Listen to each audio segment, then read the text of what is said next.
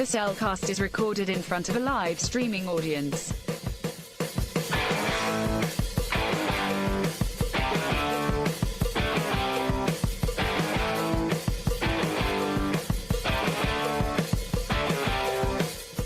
Hello and welcome to another episode of The Cellcast.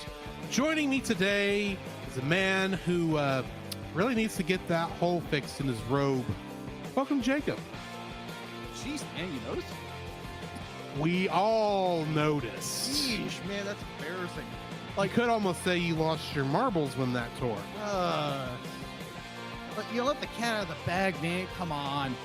Oh, well. Yay, Shara. Why, thank you. And let me use our co-host, a man who, let's be frank, be like he always wanted to go on Deep Space Nine. Welcome, Drew. You know, usually we only pull these from the movie. Yes. But you know what? I'll go with that because I would have liked to go on Deep Space Nine. So today we are reviewing the movie The Polar Express and the Star Trek Lower Decks episodes, Reflections, and Hear All, Trust Nothing, aka the Deep Space Nine episode. Yes. That's how most people, I think, know it at this point. Yes. Jacob, how are you doing? Man, I am doing very well. Me and my wonderful girlfriend, Ashley, we went to, because I teased it up on our last episode, that me and Ashley went to Bryan College Station to Santa's Wonderland for, I think it was last Saturday. And that was a interesting experience because for all my understanding, it was simply going to be trail rides and hay rides and all this good stuff. I didn't expect it to be a Western theme. Now, to my understanding, sometimes It's Texas. It is Texas. I agree with you. What I understand from talking with other people, sometimes they do change the theme, but that was interesting because you pull into the gate, instantly everyone's wearing cowboy hats. It's like interesting, but it was great. It was a lot of walking. It was fairly expensive. Thank you, Miss Colleen, for buying that as a early Christmas present for me and Ashley. But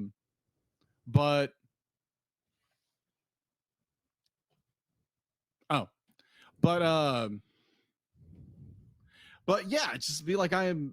It was a lot of fun. I got to hang out with a cousin of mine. We met her in College Station. We had breakfast with her, and then we went to Costco. We went to Costco, which that's one of Ashley's favorite places to go. Go into Costco. I know I'm throwing all the stuff out, whatever. But yeah, that was fun. This week's been interesting. So far, we're at the end of the week, obviously, so we had to shift time period, our days and times in which we're recording, which now we're recording on Fridays, which is totally fine. And yeah, it's been pretty good. I'm looking forward to this weekend. Me and Ashley are going to do a horse-drawn carriage ride in Tyler and possibly go see It's a Wonderful Life in color in an old theater. Ooh, color? In color. Really? Yeah, it's the only time we could actually, arrange. It must be interesting to see the movie in color. Never seen it in color. That movie's going to be better in black and white. I would agree with you there. It's how it's meant to be seen. But you know what? If that's the only way y'all could have gotten to see it, exactly, I get it. And plus, in theater, be like that's just icing on the cake. Right. So yeah, that's how my weekends go. I've got a family Christmas coming up not this weekend, but next weekend, and then obviously we have Christmas the weekend after that. And yeah, Christmas is on Sunday this year, right? Yes, it is on Sunday. So that's all I've been doing. What have you been doing? What have you been doing? Since I did not get to go to Bryan College Station, I actually got to go to our singles Christmas party. Yeah, how did that go? It went pretty well. We had a good time. There wasn't as many of us that are there as usual, though. Ironically, two of us were out of town. Well, yes, but even then we had a smaller number, I think, than usual. Though ironically, we did have 2 empty seats at our table at the restaurant, so we said those were yours. Well, thank Yours you. and Ashley's. Including That us. wasn't intended, but that's how it worked out. That was hysterical. So yeah, the present I brought, since you weren't there to see it, was a yodeling pickle. Okay, explain that. It is essentially a plastic pickle that you put batteries into, and when you press the button, it plays a yodel. And you want to know the funny part about this? This is already funny, but continue. It's been sitting right on the other side of this board since July. Well, it was hiding it from you so you wouldn't accidentally see it. But apparently, I didn't need to worry about that. Apparently not. And granted, when I started hiding, I didn't know you were going anywhere, and I don't think you or even Miss Colleen, when she bought you the tickets, knew exactly what weekend that was in comparison with all the other plans.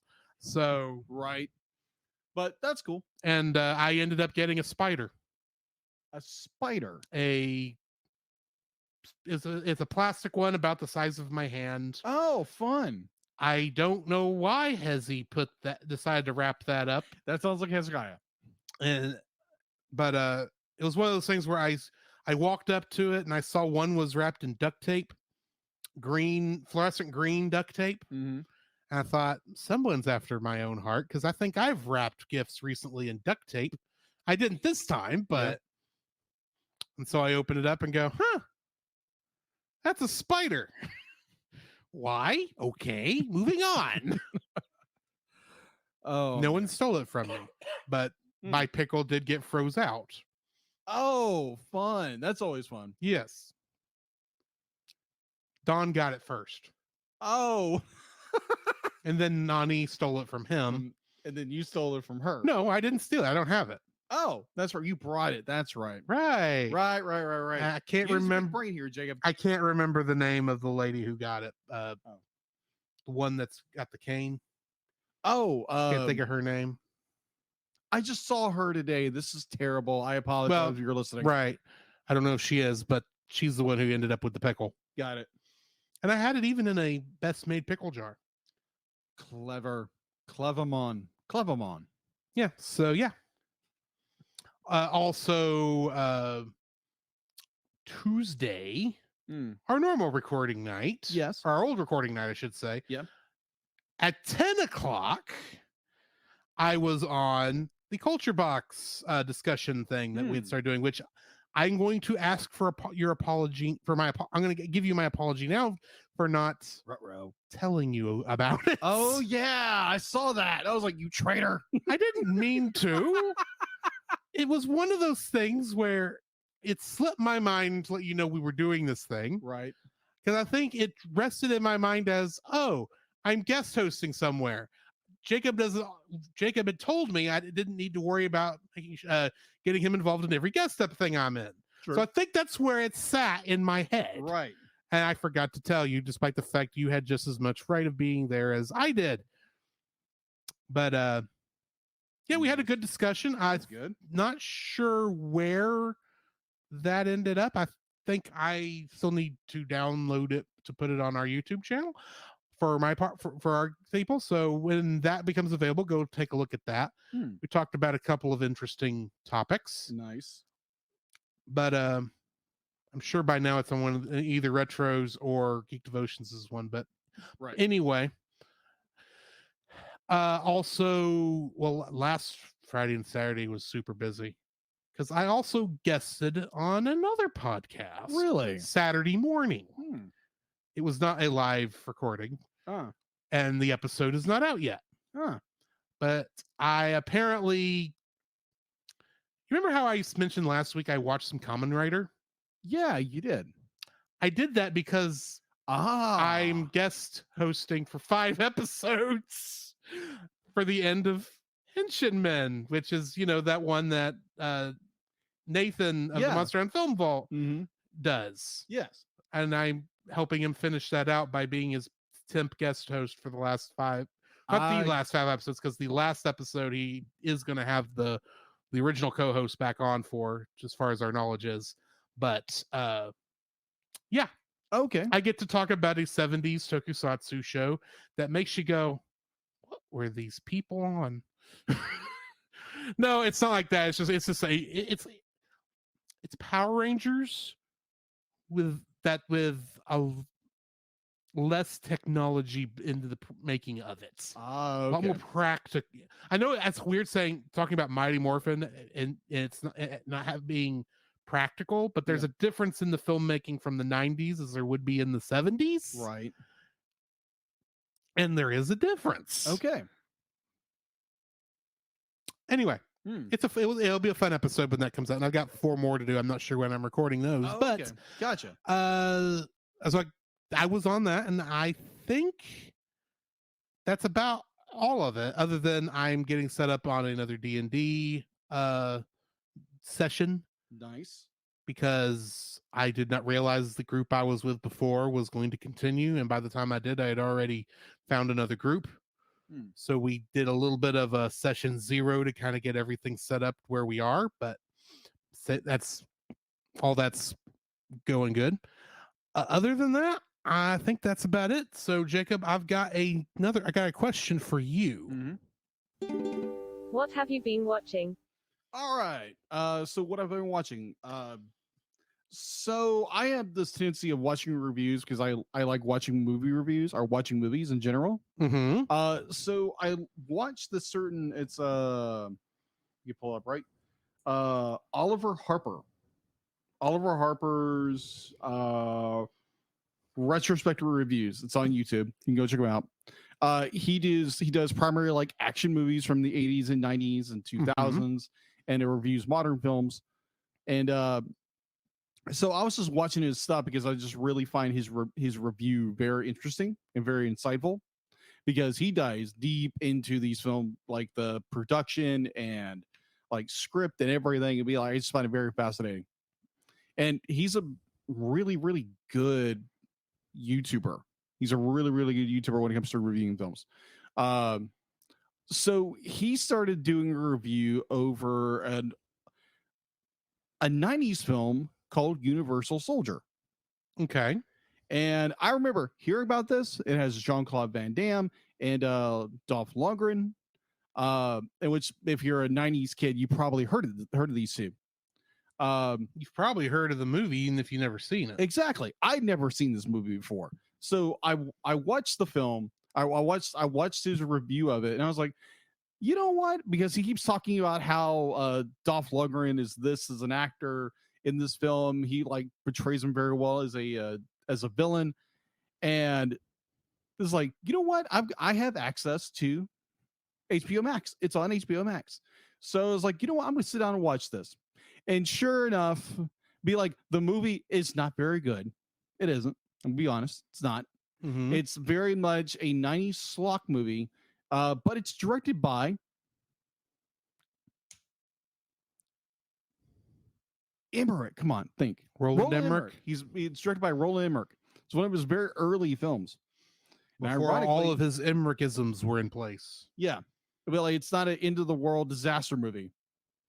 So with a cast of 1,000. Yeah. So I watched it and I was like, you know what? This is not bad. Like Dolph Lundgren's performance as the villain is like, he's actually very good when he's a villain. It's good. He's got good comedic timing when it comes to it. And he's actually intimidating as besides like Masters of the Universe, where it's just like, seriously? Like, I understand, like, Dolph Lundgren became a better actor later on in life. But I think Universal Soldier was probably one of his best performances early on, definitely as a villain. And I think it would be more beneficial if he was a villain in more films. But like watching it, it was like, and then you have Jean-Claude Van Damme.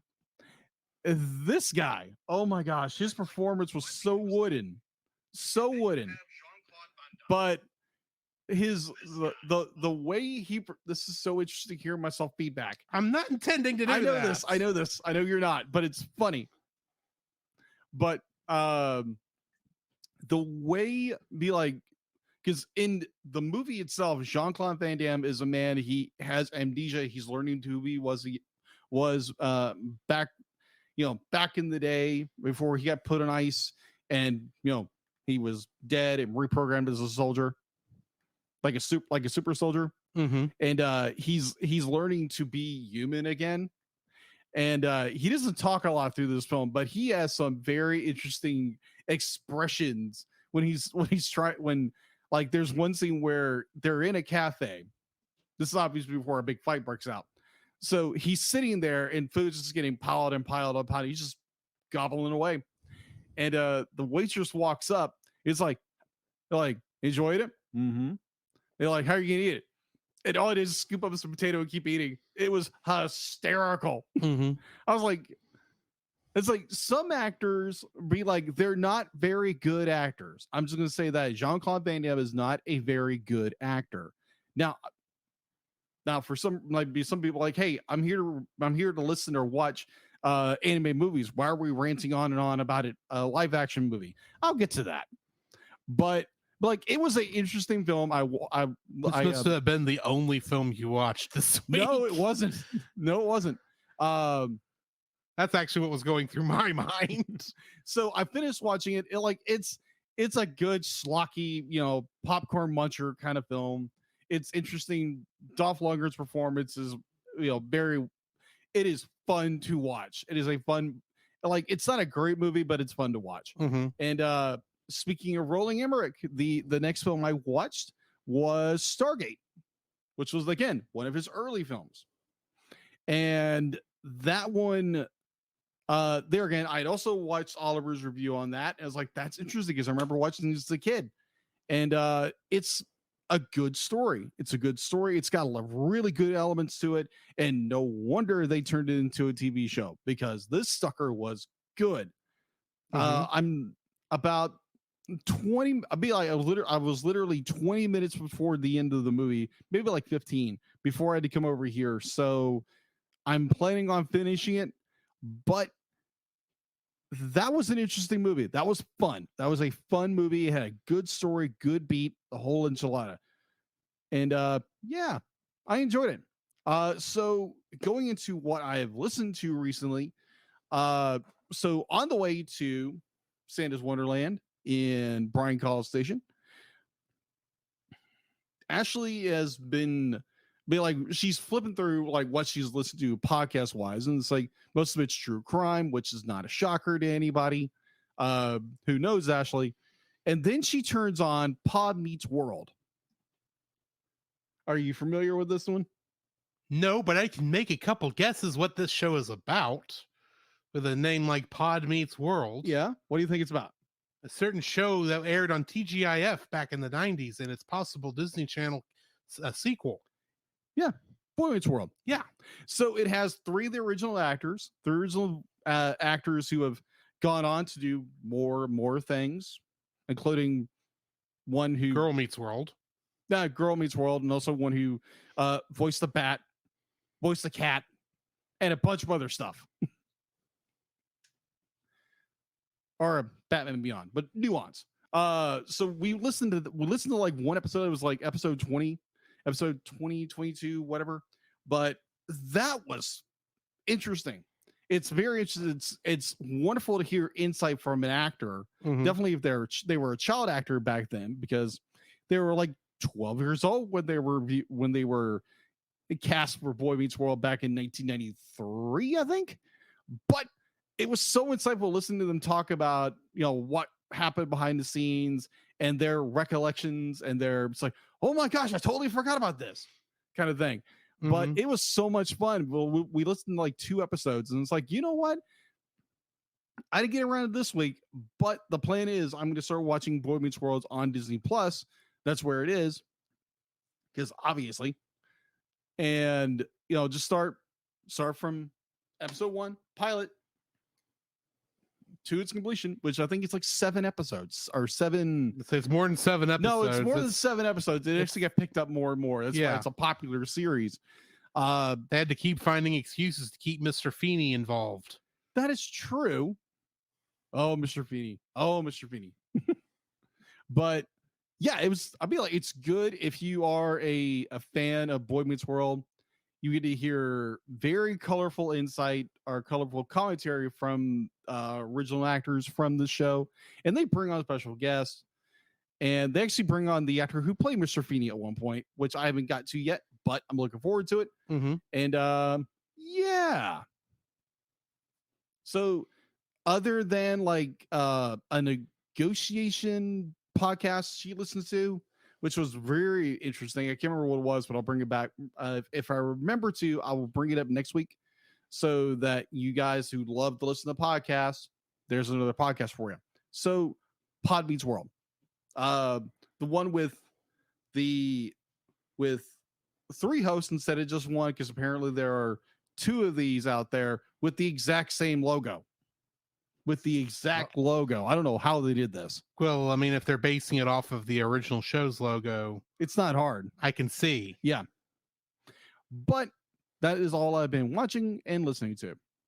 What about you, Drew?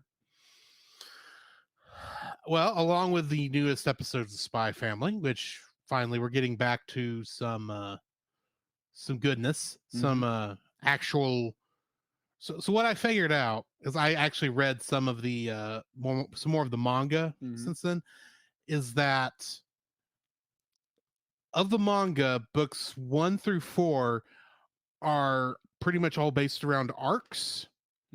Whereas book 5, you kind of get the feeling that the author may have been not entirely sure where he was going next with the story. That could happen.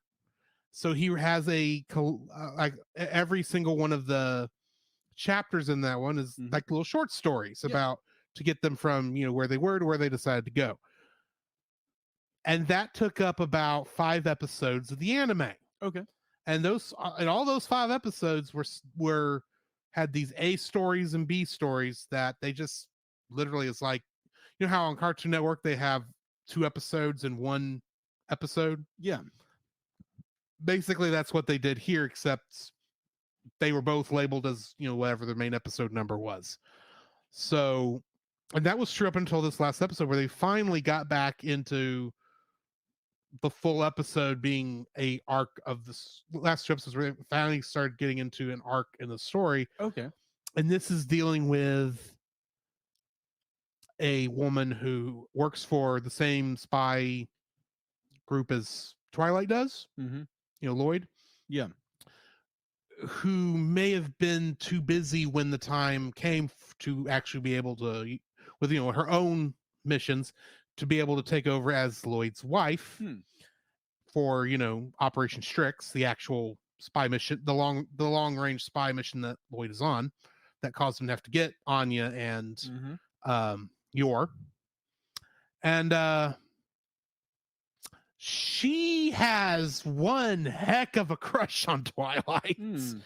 And so she is trying to prove her love, and that she is a much worthy person to play his wife than Yor is, by getting involved a little too much. Okay. And they got paired together on this last episode with a mission to take down. They were trying to find a piece of artwork that had some information that was stored in it that if it came to light would have caused the war to break back out again, basically. Gotcha. And the only way they can get it, which by the way, this arc will finish, we'll keep going after this episode. They had to get involved in and I'm not kidding with this term, underground tennis tournament. Interesting. Because betting is apparently illegal in Estonia, and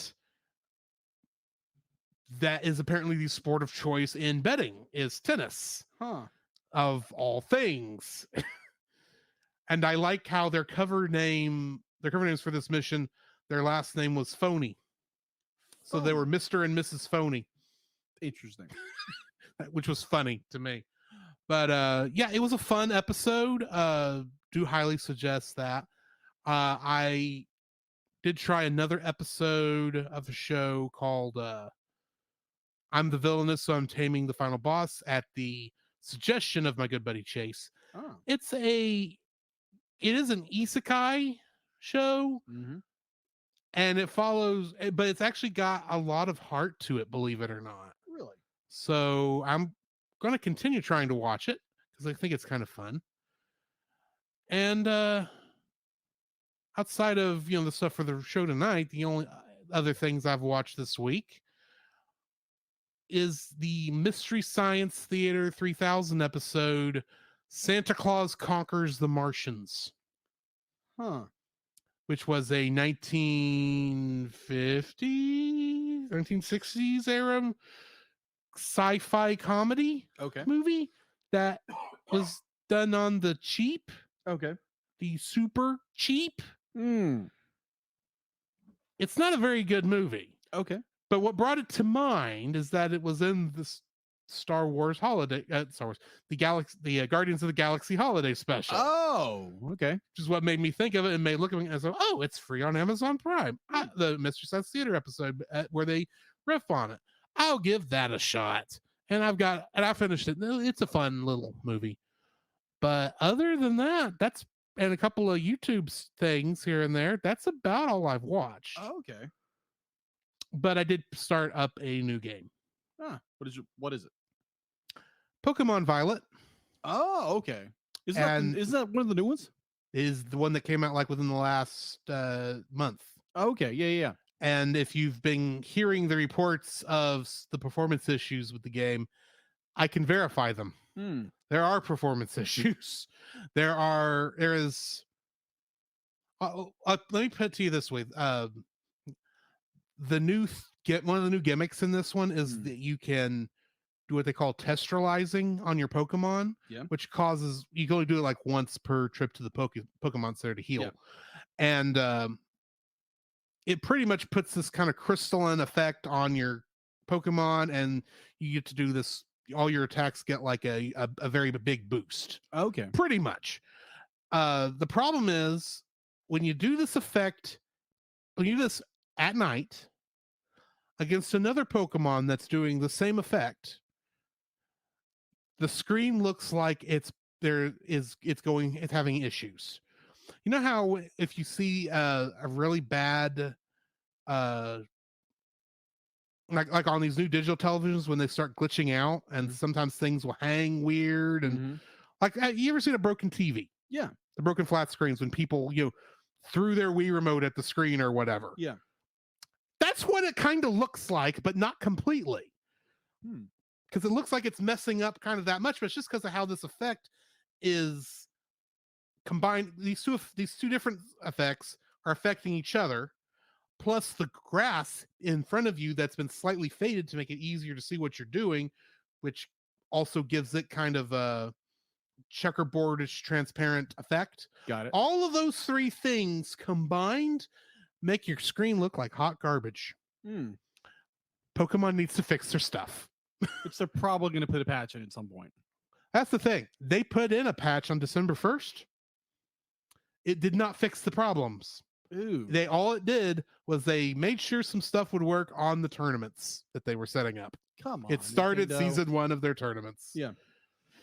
So yeah, there is another thing it is because the wave 3 of the Mario Kart 8 booster course packs released this week.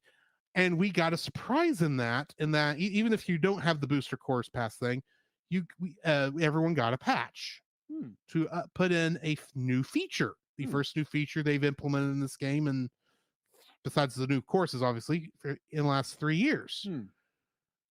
They allow you to actually, in multiplayer versus races, you can actually pick what items will show up in the item boxes. Okay. So previously, you can just do the classic set or frantic, which would make like the really good items kind of show up more often in the higher ranks. Now you can just pick whatever you want, including, if you are weird like me, all blue shells. Oh, yeah. Let me put it to you this way. 200cc, Baby Park, blue shell only. That is a special kind of chaos. Because half the time you don't even really know if you're in first normally because of how short the track is and how chaotic it is, you have to keep, the only way you know you're in first is by looking at the placement number there on the bottom of your screen. But when you're in the middle of a race, you're too busy trying to do that. So the only way now you know if you're in first place is if you're getting constantly pummeled with blue shells. It was, believe it or not, fun, but it was fun in the way it's like, I'm never going to win and I don't care. I'm just kind of letting it go and having fun at this point. And I was just playing by myself. Okay. It was, because after a while, you know, you get hit by 2 or 3 of these things, all of a sudden you've got invincibility frames for a couple minutes because they're trying to be fair to you so you can maybe get moving again. And it's still pummeling you over and over again. Nice. Until someone else finally moves into first place, and then they start pummeling that one. Because that's all anyone's getting is blue shells. And they fight, and the way the AI is set up, they fire them as soon as they get them. I still need to do this in a live setting. Yes. But yeah. We might have to do that someday on our Twitch Sunday. Maybe. That would be fun. But yeah, that's pretty much what I've been watching and playing. All right. So yeah. What do we got in the news? The Cellcast News with your host Jacob Heron.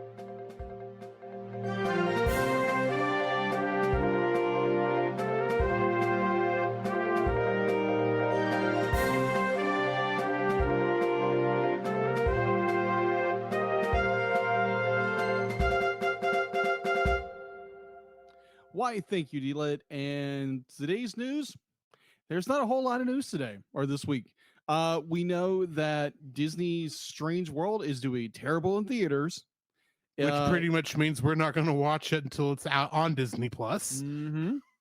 Yeah, it is projected to do under, I think right now it's like 45 million dollars in 12 days. That is terrible. And experts are projecting this is a downward trend for Disney. Like, I even read one article where it was Universal is beating Disney. Like, Disney is losing hundreds of millions of dollars in revenue because their movies are tanking. And that's what happens when you focus on speechifying and lecturing instead of story. Exactly. Story has to be first. Exactly. I think Disney is kind of strayed away from what I'm not gonna say like what would do. Yeah. But what Disney was doing in the 90s and the early to mid 2000s with movies that were story driven, and now they're trying to just more push agendas and that kind of stuff. And their movies are not doing well in theaters right now. And so either Disney has to do a course correction, or B, they're going to get their animation department's going to sink. Yeah. Just bear in mind, they didn't put stuff out in theaters like Turning Red because assumingly they didn't know how well it was going to perform. Yeah. But they put this out. Yeah. Apparently not caring how it was going to perform, because I know they knew it was not going to be it wasn't going to be perceived well, because let's face it, we didn't hear anything about this movie at all until July of this year. Pretty much. And then no actual pushing of this movie. Yeah, they actually, I didn't even see when it came out. Yeah, because it'd be like, you listen to our show quite a bit, and so we have gone on the rant about how they've treated Pixar, because Pixar, they've had 3 films that did not go to theaters. They put Lightyear in theaters, and it tanked. And then you have Strange World, which is tanking again. But at the same time, Disney did put out Raya and the Last Dragon, which we liked. Yeah, we liked. It didn't do well in theaters. Right, but we liked. And they put out Encanto, which everyone liked. Yeah, everybody loved Encanto. But Pixar, between Onward and Lightyear, had Soul, Luca, and Turning Red come out on Disney Plus. Yeah. Despite the fact they should have gone. Granted, Soul couldn't have. That was just the wrong time for anything really to get put into theaters. Yeah, that was the middle of the pandemic. Luca was a weird kind of movie that may probably not have done well in theaters at the time. Possibly. Granted, Turning Red, I think, would not have been Frozen levels of break That's the the bank, thing, but I yeah. think it would have done pretty well in theaters. Yeah. For what it was. It would have certainly done better than stuff like The Good Dinosaur, which, despite it being that being a movie I like, Yeah. I know this didn't perform well. Right. They kind of skipped over those for different reasons, but then they put out something like this. Admittedly, we're past the pandemic for the most part. Mm-hmm. We're not. It doesn't look like we're heading near any lockdowns at any time. Right. The theaters have finally fully rebounded back from what they were, back in 2020. Amen to that. And not everything Disney is going to put out is going to be gold any more than everything DreamWorks is going to put out is gold, or Illumination, or whomever. Yeah. But I do have to wonder if what they were thinking, putting out something when they knew this was going to be bad, why go ahead and put it in theaters? Because at this point, unless they have some deal now with the movie theater companies that has not been broadcast to everybody, it would make more sense for this to have gone straight to Disney Plus. Yeah. And they put it out in theaters to let it tank in public.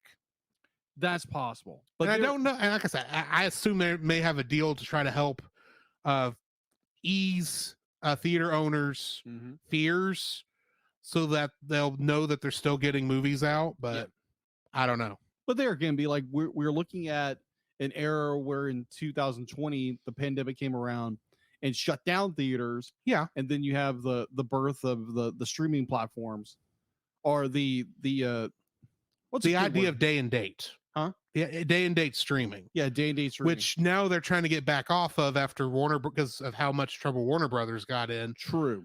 Which did not help HBO Max's numbers. No. Which is probably why they're canceling everything again. But it seems like Disney is on a downward spiral when it comes to their animated theatrical releases, and experts are saying that they need to do a course correct.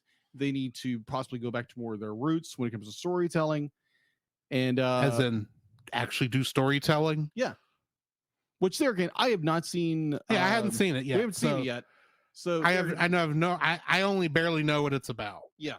And I'd be like, honestly, political people are tearing this movie left and right, but whoever. We don't bring up politics here because we believe that politics is made up of two words: poly meaning many, and ticks being blood-sucking creatures. Sure. And they just suck the fun. Politics just sucks the fun out of everything. Exactly. So, and plus half the time these people don't watch the movie anyway. So there. Exactly. But either way, Strange World is stinking. That stinks. Let's move on. Exactly. So far as I understand, that's all I have in the news, unless you know. Oh, you forgot something that happened last night. Oh yeah, the Gaming Awards. Yes, the Gaming Awards. The Game Awards were last night, and at about the 3/4 mark of the Gaming Awards, they had a Keegan-Michael Key, who's playing Toad in the movie, come out and introduce this segment, and it is a scene from the movie of Mario. He's either coming to the Mushroom Kingdom for the first time, or either way, Toad is bringing him through the Mushroom Kingdom to get to the princess's castle to meet with her for, at the moment, reasons unknown. Yeah, exactly. And so we get this.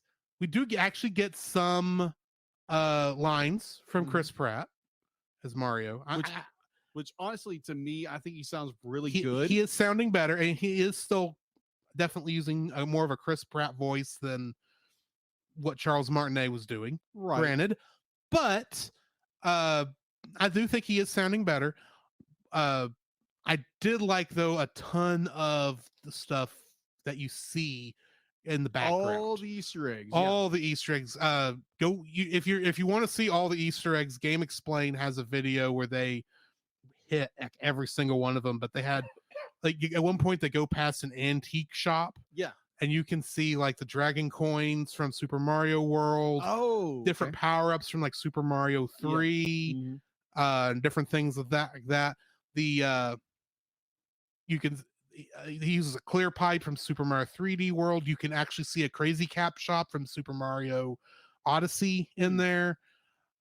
they are pulling out all the stops with this. I got you. So just before that, be like, go watch the trailer Yeah. first, and then go watch, people go and dissect these things beyond belief. Definitely go watch a greater understanding. Definitely go watch the scene. It's good, but yeah, it's fun. There's a lot of cool little things in there, and I am more and more liking what I am seeing. I Now, do too. Granted, till we actually see the movie, who knows? Yeah, exactly. But I am liking more and more what I'm seeing here. I actually feel more comfortable with this than I think I was comfortable with Sonic the Hedgehog when it was coming out. Ooh, that's interesting. Because admittedly, with Sonic the Hedgehog, I was slightly worried what they were going to do with his model after that very first trailer. Oh gosh, yeah, cringy Sonic. And at that point, I was just like, I just need to see this in a theater once they get it fixed, and I don't need to watch any of the rest of it. And Sonic pulled it out with Sonic. Yeah, Mario, I'm feeling a lot better about it because every performance we've heard so far, I've liked. They are, while there are some changes to the plot, you have to remember this is Mario. There is no continuity. That's right. And plus, it's an adaptation. And it's an adaptation, and it's not got a big continuity to adapt from because every game is different.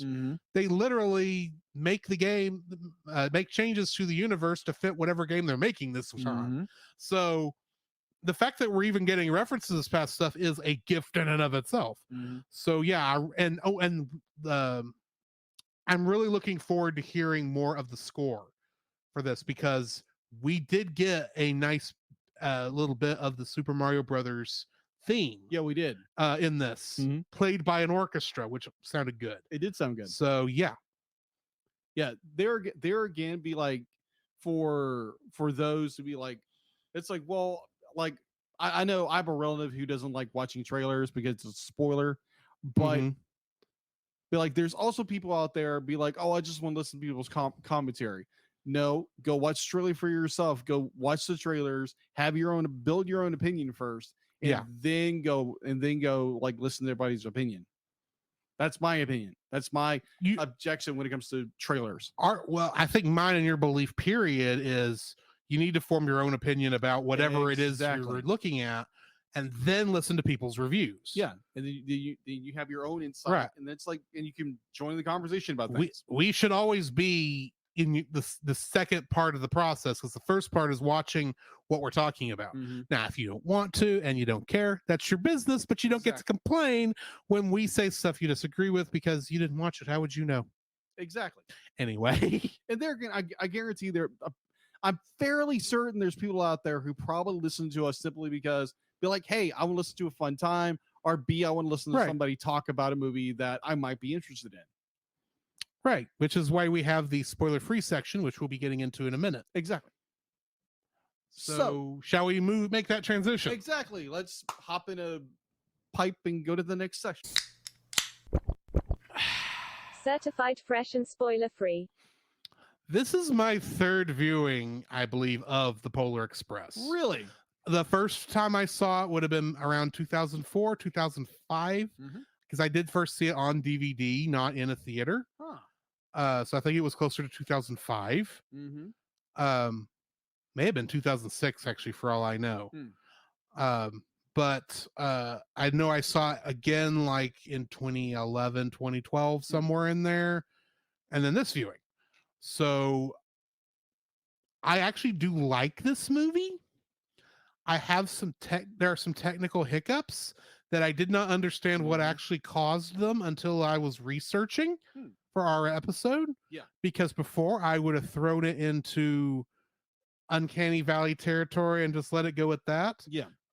Which all Uncanny territory means is that part where either the movements are too good for the style of the characters or the characters are too realistic for the movement, the animation they're getting. Yeah. It's that little mishmash there. And I'll explain more of that when we get into trivia for this movie.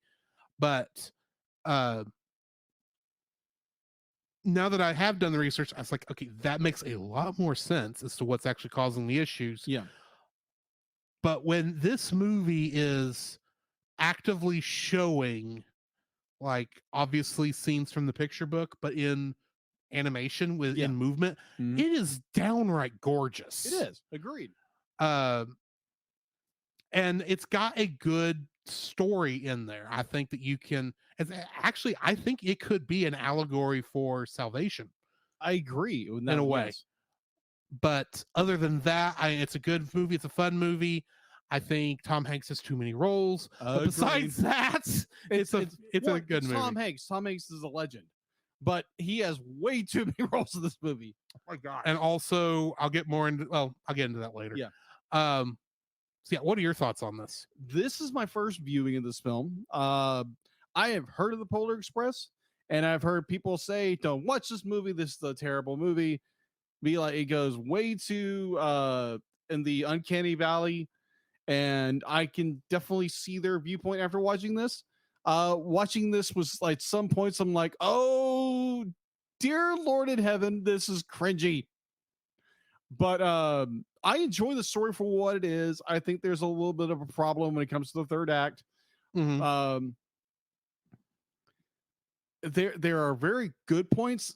Like there's parts of the animation where it is just so gorgeous, so incredibly good, and then it turns and does something with the character. I'm like, yeesh, okay, enough with that, please, let's do something else.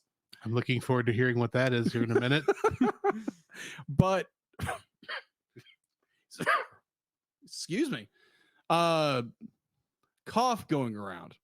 Either or. I enjoyed this movie for what it was. Yeah, I'll just go there. Be like, I enjoyed the movie for what it was. All right. Well, then we need to jump into the spoilers for this thing, which we'll do right on the other side of these words from our sponsors. Is that what I call this? Mm-hmm. Intermission, either Intermission. way. This podcast is a proud member of Culture Box. Whether you enjoy geeky reviews, comedy, or original fiction, you can open up the Culture Box and find something excellent for your soul. Point your web browser to culturebox.media. This week, we suggest checking out Stunning and Brave, where each week hosts Chris Cowan of the Babylon Bee and Nate Henderson of Some Boring Budgeting Job confess their privilege, spotlight stunning social media posts, and fabricate outrage, all while keeping you super woke and enlightened. They will make you laugh. That's right.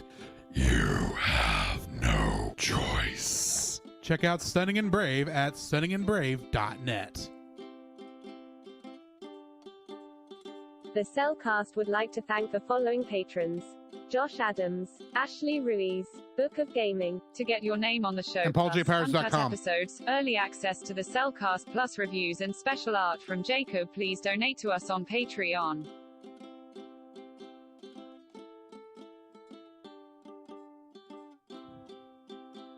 The following is a spoiler-filled review for the movie The Polar Express. Listener discretion is advised. Before I get too far into this, IMDb, you need to clean up your page on The Polar Express. Because if you go to IMDb's full cast list for The Polar Express, it is next to impossible to figure out who is doing the acting, the voice acting, who is doing the motion capture, who is doing additional motion capture, and who's doing singing voices, because they don't differentiate on the thing. Wow, you're not kidding. I had to use Wikipedia to figure out who was doing what job, which was real fun with one of our characters because it listed a different actress than IMDb did. Really? And I still don't know which one was which. So I had to just pick one. Huh. So let's go ahead and get into that. Yeah, let's do that. The Polar Express was written and directed by Robert Zemeckis, who also directed Who Framed Roger Rabbit and the Back to the Future trilogy. It's also written by William Broyles Jr., who wrote Apollo 13 and Castaway. And it is based on the book by Chris Van Allsburg. Do you know what other books that have been made into movies that he's written? No. What? Zathura. Okay. And Jumanji. Oh, interesting. Just to put that out there. I got you. getting into the cast, the voice of Hero Boy. Really? That's what they call him? Oh, wait till you hear the rest of these cast names. Yeah, I've seen some of them. It's like, what in the world? But the voice of Cast Boy is Daryl Sabara, Mm-hmm. who played Junie Cortez in Spy Kids, Okay. the younger brother. That's right. That's what I thought. Where Tom Hanks did the motion capture for Hero Boy. Really? Yeah, because the original plan for this was that Tom Hanks would do the motion capture and voice work for every character. Okay. Actually, I may be wrong on the voice work because of the one or two females in the cast. Yeah. But that was the original plan. Was for him to do all the voices too, but definitely do all the motion capture. And this is the only one he did just motion capture for. Really? Yes. Because he was also the voice and motion capture for Father, the Conductor, Hobo, the voice of the Scrooge, actually the Scrooge Marionette, and Santa Claus. Mm-hmm. Yes, the Scrooge Marionette was motion captured despite the fact he was being controlled by the Hobo. That, yeah. Go for it. And he played Sheriff Woody Pride in Toy Story. Of course. Nona Gay was Hero Girl, and she played Z in The Matrix Reloaded. There are a couple other people involved with Hero Girl's performance, but because of the aforementioned strangeness between IMDb and Wikipedia, it was hard to determine who was who. So my apologies to the actresses I did not include. Leslie Zemeckis played Sister Sarah and the mother, and in the quote-unquote animated movie Beowulf, Yeah. you know, the one from like 2005, Which came out around another Around year this- after this one. yeah, and was the first digital live action hybrid. Yeah. She played a character named Ursa in that movie. I'm probably going to put Beowulf on next year Okay.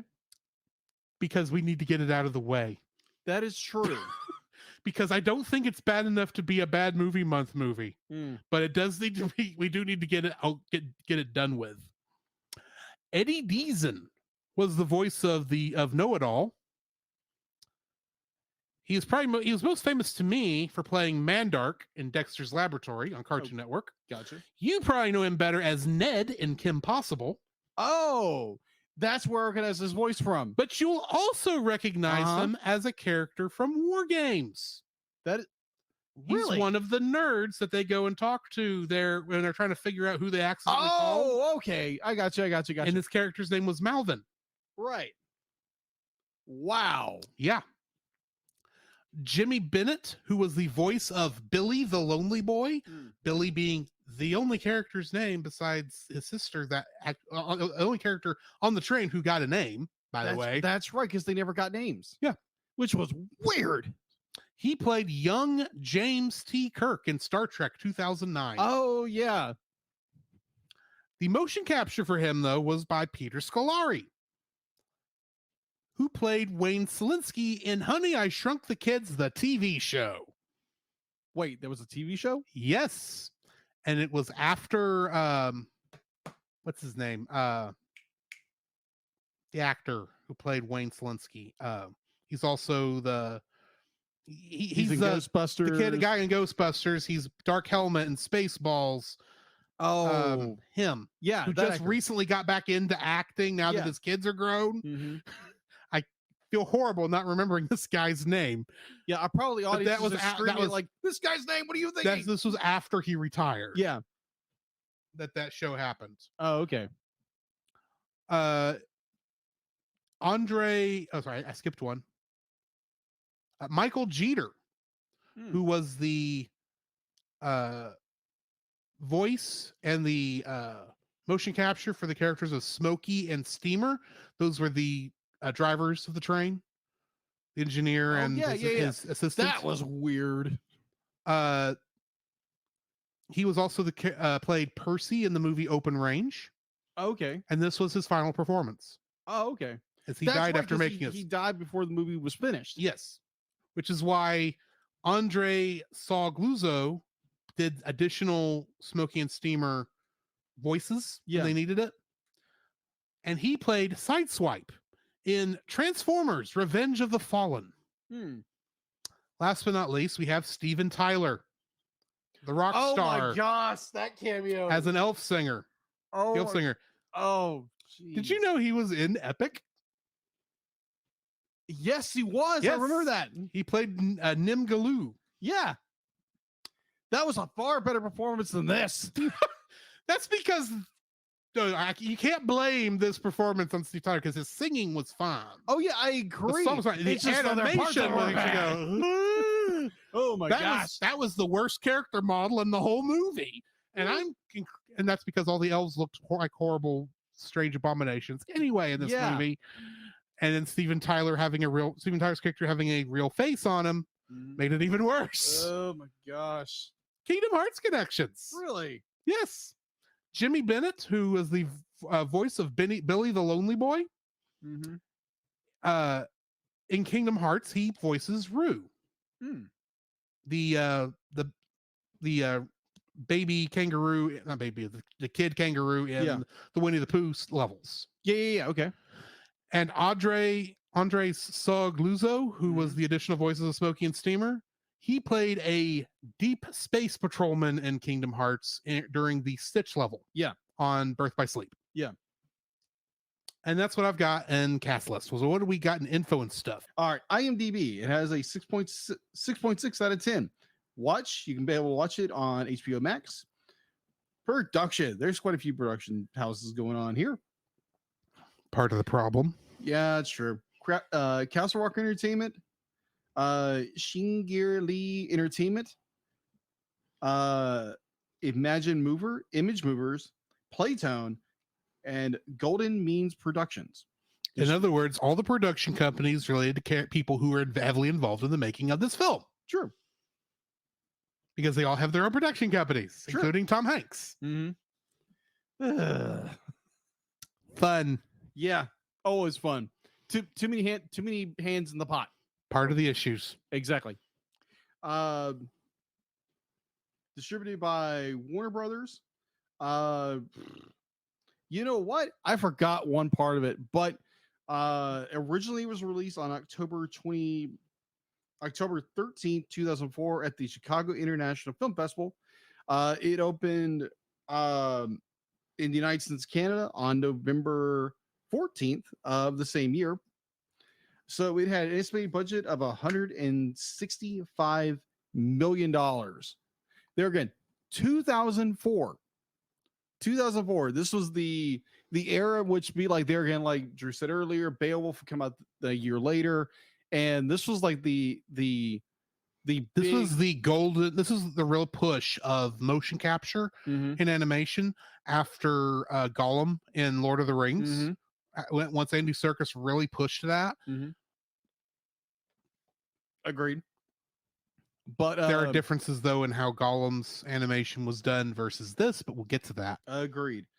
So its opening weekend, it made only $32.4 million that first weekend. Not so hot. Its US gross in Canada was $188.9 million. Not very good domestically. Worldwide, it did better with $351.2 million globally. So it made its money back. Kind of. So home release, the film was released. It probably made more of its money back with all the licensing deals to scenic railroads to turn their trains into Polar Expresses every year. That is true. Very, very true. All right, so home release. The film was released on DVD as separate widescreen and full screen version. There again, that was that time period they would do that. In single and 2-disc special editions with bonus, and on DVD on VHS in 2005. That would make this one of the last big VHS releases. And it was that same that same time period that they were doing 3D conversions. Yeah. And you can tell this was shot for this was intended to be seen in 3D. Oh, yeah. And IMAX. Yes, definitely IMAX. I could see that. Because I remember like seeing this and be like, this would be kind of fun to watch in theaters. And there's a part of me that thank the Lord I didn't. We'll get to that. We'll get there when we get there. Yeah. All right. So going back to that, it came on VHS on November 22nd, 2005. 1 year later, the film originally came out in theaters, which is weird. They put it out a year later on VHS when they had it on DVD. Weird. Not really that weird. Like you said, this was 2005. True. It was The 2005. VHS was just at this point finally falling off. Yeah, because DVD was really starting to replace it. Yeah. I remember because I visited the Christmas of 2000, either 2000 or 2001. I don't remember which. We had Christmas at my cousin's house. They had just got a DVD player and were showing off showing off episode 1 of Star Wars. Oh, nice. On it. I'm thinking, yeah, this looks cool, but I mean, at the time I was thinking this doesn't look that much better than VHS other than it looks cleaner. Of course, that was because last time I'd watched the VHS of episode 1 was like when that VHS was still new and hadn't been worn out. Yeah. Problem with VHS, they wore out. Right.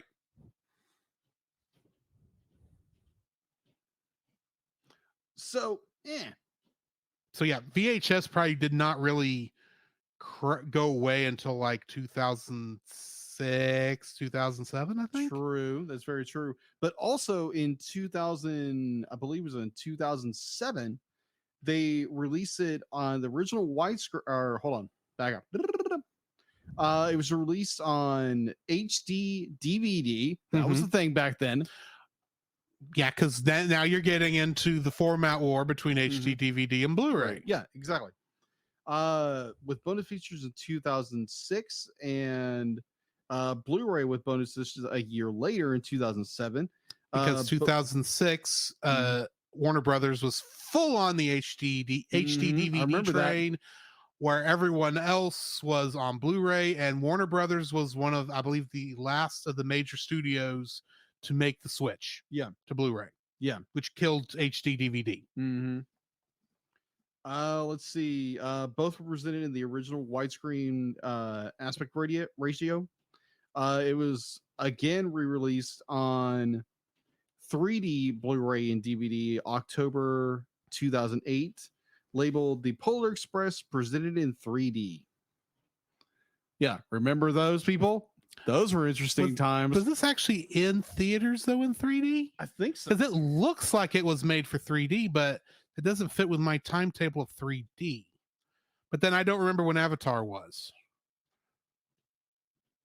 That's a good question. Really what pushed 3D in the theater. That is true. And with Avatar 2 coming out, yeah, it's what got everyone to actually get real 3D in there. Yeah.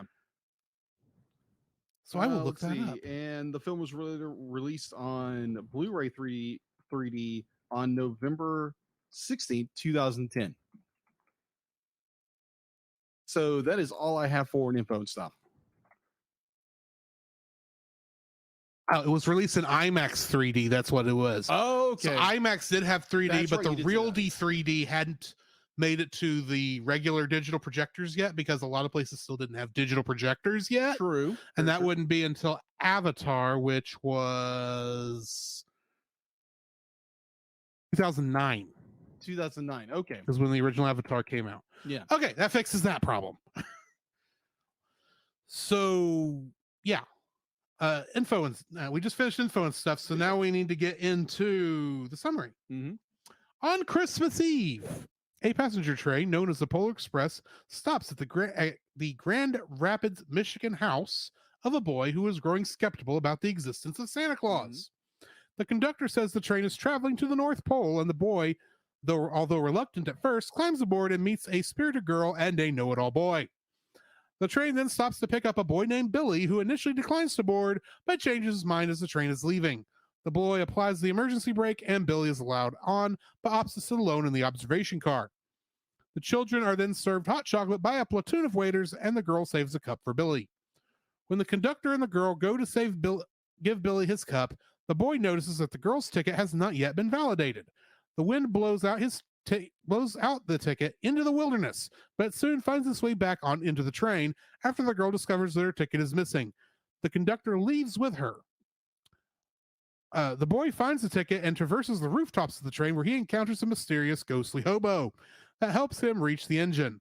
The boy finds that the girl has been put in charge, while the engineer and fireman are replacing the engine's headlight while the train is moving. I don't think that's how that works. No. As the train continues, it moves at an extreme speed due to the cotter pins shearing off. Once they reach a frozen lake, the cotter pin is replaced, and the driver narrowly gets the train back onto the tracks as the ice breaks. The conductor takes the boy and girl back to their seats, and they join Billy in the observation car. The train arrives at the North Pole, where the conductor announces that one of the children will be chosen to receive the first gift of Christmas from Santa himself. While the girl and boy are trying to convince Billy to join them, the boy accidentally uncouples the car, sending it hurtling along a route towards a railway turntable deep inside Santa's workshop. The children make their way through an elf command center and gift sorting office facility, where Billy finds a present with his name on it. They are dumped into a giant sack of presents, where they also find the know-it-all boy. After the sack is loaded onto Santa's sleigh, the elves escort them out before Santa and his reindeer arrive. A bell flies loose from the galloping reindeer's reins. The boy initially cannot hear it ring until he finds it within himself to believe. He returns the bell to Santa, who selects him to receive the first gift of Christmas. Santa agrees to let him keep the bell, and the boy places it in his robe pocket. As the children board to go home, the boy discovers that he has lost the bell through a hole in his pocket. The boy arrives home, and the conductor wishes him a Merry Christmas. He awakens on Christmas morning to find a present containing the lost bell with a note from Santa. He and his younger sister Sarah joyfully ring the bell, but their parents do not hear it because they do not believe in Santa. The boy reflects on his friends and sister eventually growing deaf to the bell over the years as their belief faded. However, despite the fact that he is now an adult, the bell still rings for him, as it does for all who truly believe. Getting into the trivia for this one.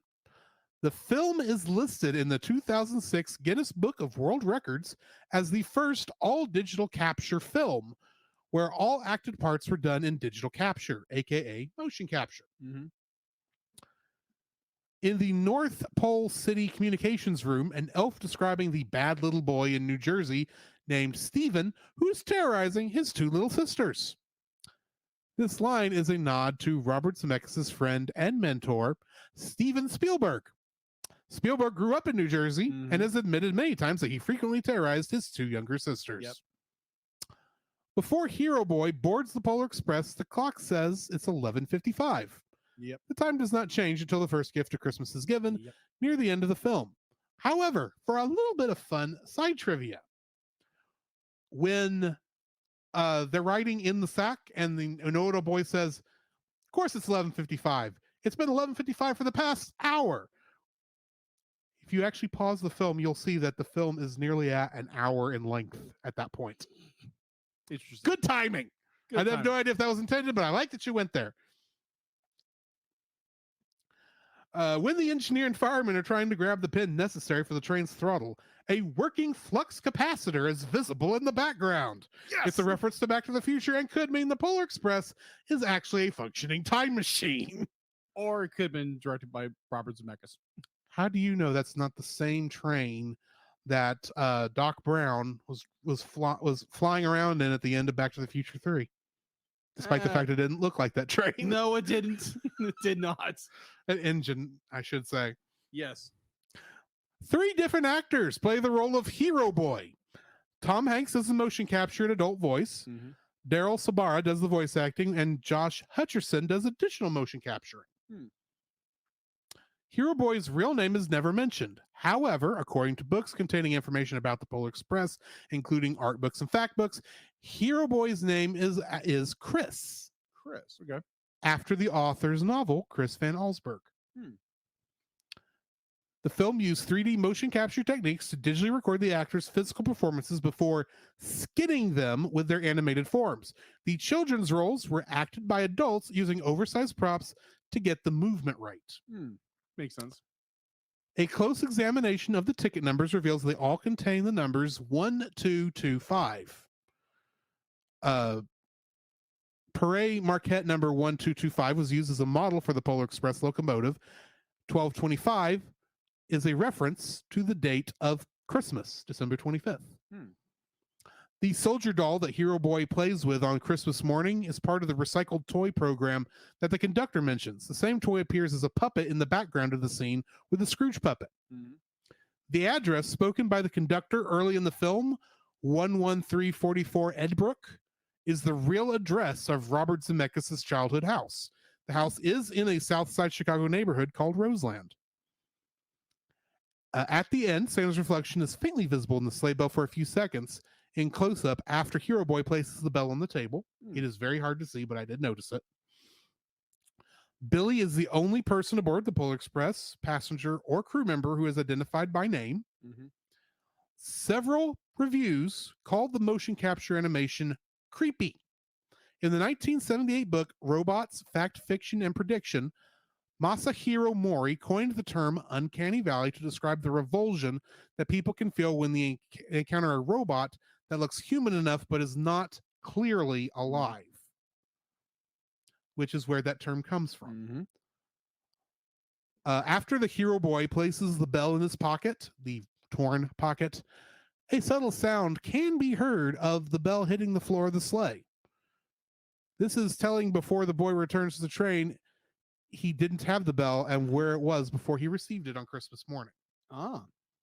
So, yeah. What is your first like for this? My first like. Well, for anybody who's listened to this podcast for any duration of time, it was one of my favorite films of all time is Back to the Future. Why I made sure to mention it. Exactly. I absolutely love because if I didn't, you would have. Oh, yeah, absolutely. And it's my first like, too. So this is not Back to the Future. I know it is. I know it isn't. I know it isn't. But this scene, I watched the scene. I'm like, wait a minute. This takes place in 1950. So there's not even like a DeLorean they could have put anywhere. The first movie goes back to 1955. And they are nowhere near California at any point in this movie. Anyways, let me get to my reference, please. Thank you very much. All right, so when Hero Boy and Hero Girl, I hate those names, by the way. It's so annoying. It's like, give them names, please. Steven and Becky. How's Steven that? and Becky. See, Okay, look Steven how hard that was. We already know the other character. No, sorry, Chris. Chris, that's right. His name is supposed to be Chris. So Chris and Becky. Chris and Becky. When that is their names now. Are in the locomotive. The what is it? The front of the engine. Train. Huh? Well, it's a locomotive, but yeah, yes. the engine, the engine, and be like, oh, here, and be like, and so Chris, his name Chris. Yes, that's what we're calling him now. We're calling him Chris. So Chris be like, he pulls the whistle, and just to quote what he said, I've always wanted to do that my whole life. That's a quote from Back to the Future 3, which Doc Brown says himself. And I'm like, oh my gosh, that's a Back to the Future reference. And then it gets better is when that pin is pulled and you get this big turnaround of that the locomotive in the operating room. Be like, you see a freaking flood capacitor. Despite the fact there's no electricity on this. No, there's not. In this like, engine. you see it for a fraction. Like, oh my gosh, did I see what I think it saw? It was like, huh, this is so awesome. But just to me, the Back to the Future nerd that I am, I'd be like, I heard Chris say that, and I'm like, oh my gosh, it's a Robert Zemeckis movie, and you have oh come on, who did the orchestra for this film? Oh, you would ask that. Silverson. I know Alan Silvestri did a lot of them. Yes. because there are so many scores throughout this entire movie that it's just like it sounds like Back to the Future, because Alan Silvestri's music is very iconic, and so I guarantee to be like, oh, play this little note here and there in this movie because it is a Robert Zemeckis movie, and there are little Easter eggs throughout this entire movie that are Back to the Future related. Mm-hmm. And I was like, oh, my little heart fluttered. And I was like, oh my gosh, it's so awesome. So yeah, I got to geek out and talk about Back to the Future on my podcast, which is awesome. So that's my first, like, the Back to the Future references, which I was like, eek. So what is your first like? I love every single shot in this film that looks like it could be a painting. Because there are so many great shots in here that they're either recreating what the original picture book had, which granted, I haven't actually looked at the picture book, so I have no idea how accurate any of the shots actually are. Yeah.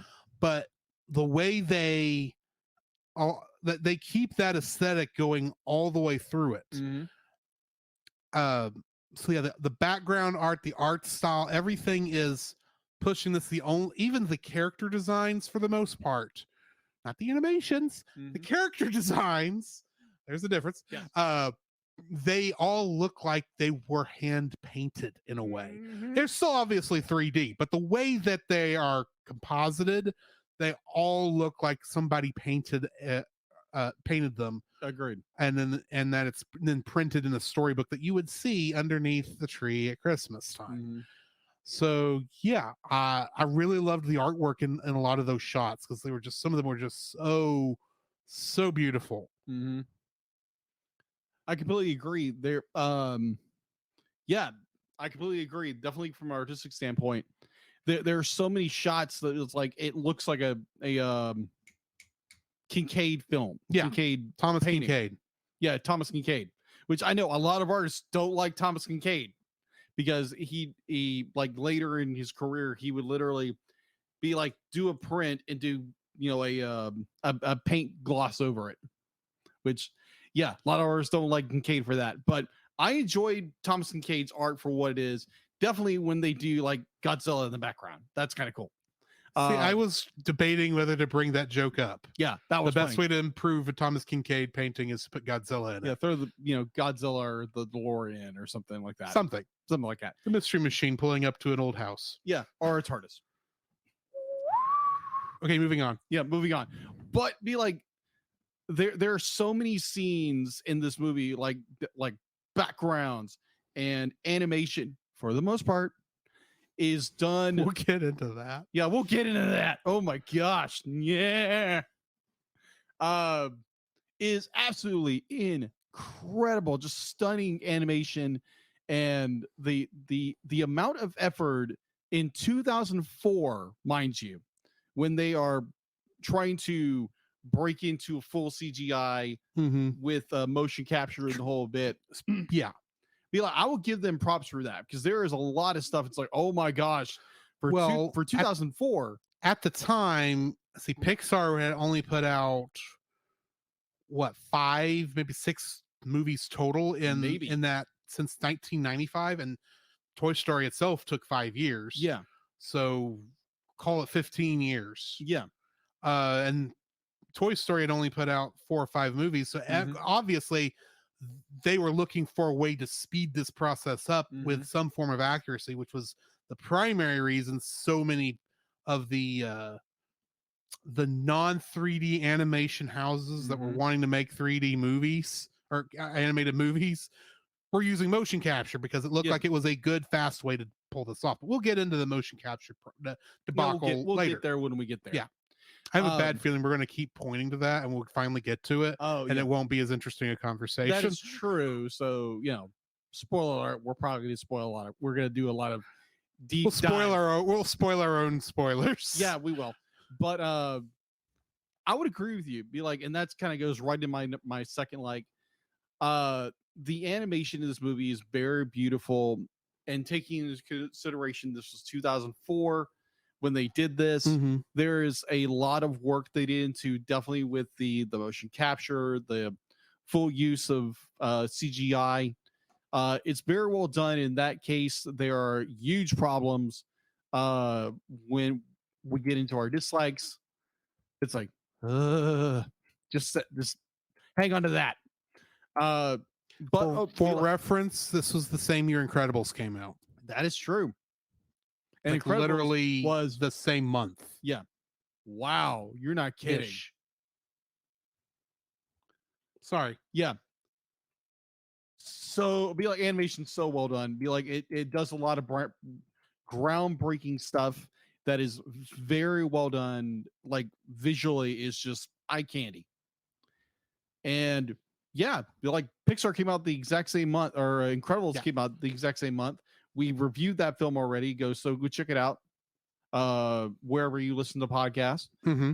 And way back in season 1. Way back in season 1. You're right. That was season 1. That was the first time I caught a mistake that was in the movie. Real? Oh yeah, that's right. Because I found a spot where they didn't finish animating it. That's right. Yep. I remember that conversation. Season 1 was a trip. That was a trip, and it's gonna be interesting coming up. In we've got some plans. We got some plans. So just hang on to your butts. We'll get there when we get there. So yeah, animation in the movie is very well done. It's got a lot of problems, and we'll get there when we get there. But I enjoy the animation for what it is when it's done correctly. Mm-hmm. That's my second like. What's your second like? The scene where we're following the ticket from when it leaves the train till it finds its way back to the train and it goes on. It's very obviously inspired by the feather from the beginning of Forrest Gump. Agree. Yeah. But we see so many cool little action, like background stuff that admittedly this sequence is a little bit of filler. But this is what happens when you're trying to adapt a picture book into a 90-minute film. True. There was probably maybe 15 pages, so you're gonna have to add something. But the whole sequence there, when it as it's flying through the air and it falls there, and the wolves run past it, and it picked up, blows it back up, and then the bird catches it. That one bird eats it. It spits it out. Thankfully, the camera shifts down so we don't have to see them find a way to make this baby bird hawk the loogie out. Because they couldn't figure out how to animate it either. If we're being honest. But the way they shot it was really good. They dropped the camera down and we just saw it come out. It was a great way to hide that, and it was very artistic way. But that whole thing where it's like, because the minute you saw that ticket fly out of the train, it's going to find its way back to the train. This is the only way this will work. Magic is involved. Christmas magical is involved. It's going to show back up. I'll be half surprised if it doesn't fall in her lap when you get right down to it, or fall in his lap. But that's not how it happens. It actually hits the heating register and nearly gets sucked into the heating register. But that whole sequence I thought was very, very beautiful in its animation. I got you. What's your third like? My third like, having faith. Okay. Having faith. It'd be like, this is like the big thing when it comes to this film, is where our main hero character, or Chris, as we're calling him, we're calling him Chris, is a young man who's struggling to believe that Santa is real. Be like, he's being told by the world that Santa is not real, giving a lot of evidence. A lot of evidence to it. The one has to wonder why the animatronic is evidence, because surely they're not going to capture Santa Claus and put him in a store window to pretend to give presents to people all night long. Or like the fact that he has newspaper clippings of Santa's beard being pulled down at a ball or something like that. And so it'd be like he becomes more cynical. And so it'd be like he's given this chance to go on the Polar Express, and this entire time of believing is believing without seeing his faith. Yeah. And this entire time, it'd be like it's sometimes the most real things are the things you can't see. Yeah, exactly. Good point. And I always think to like 2 Corinthians 5, 6, 7, and let me pull that up real fast. And of course, I don't have it up. I'm making this my third like also. Okay. Because this is kind of the thought process I hit on. And literally, it was like within moments of the beginning of the film, I was like, oh, because it's been a while since I've seen this. I'd forgotten the whole. I knew he was debating on whether or not he believed in Santa, but I forgot that the beginning of the film we're actually going over like the crux of why he has doubts. Yeah. And I remember seeing that and going, huh, I know how this ends. This is actually seems like it's going to be a good allegory, if nothing else. It's not going to be perfect because allegories are always going to break down. Yeah.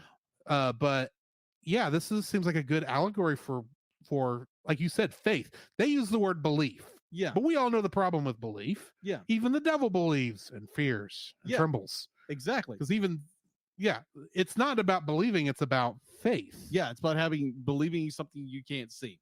Right. And the reference I was referring to is 2 Corinthians 5, 6 through 7 is so we are all always of good courage.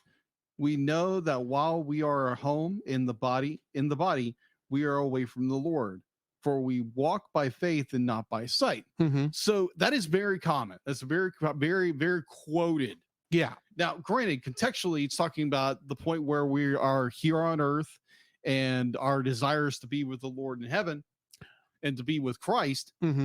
But while we are here in our fleshly homes, we are to always be mindful that this is not our home.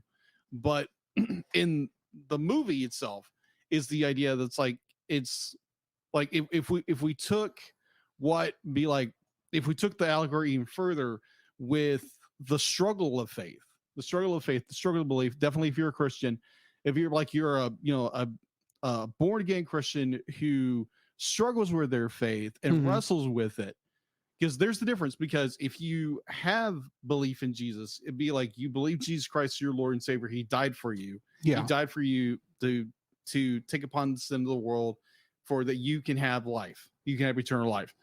So when it comes to be like if you're not if it's a non-Christian, be like it's going to be like the seed sown on the floor, seed flown on the floor. Be like it's just going to be devoured and flown away.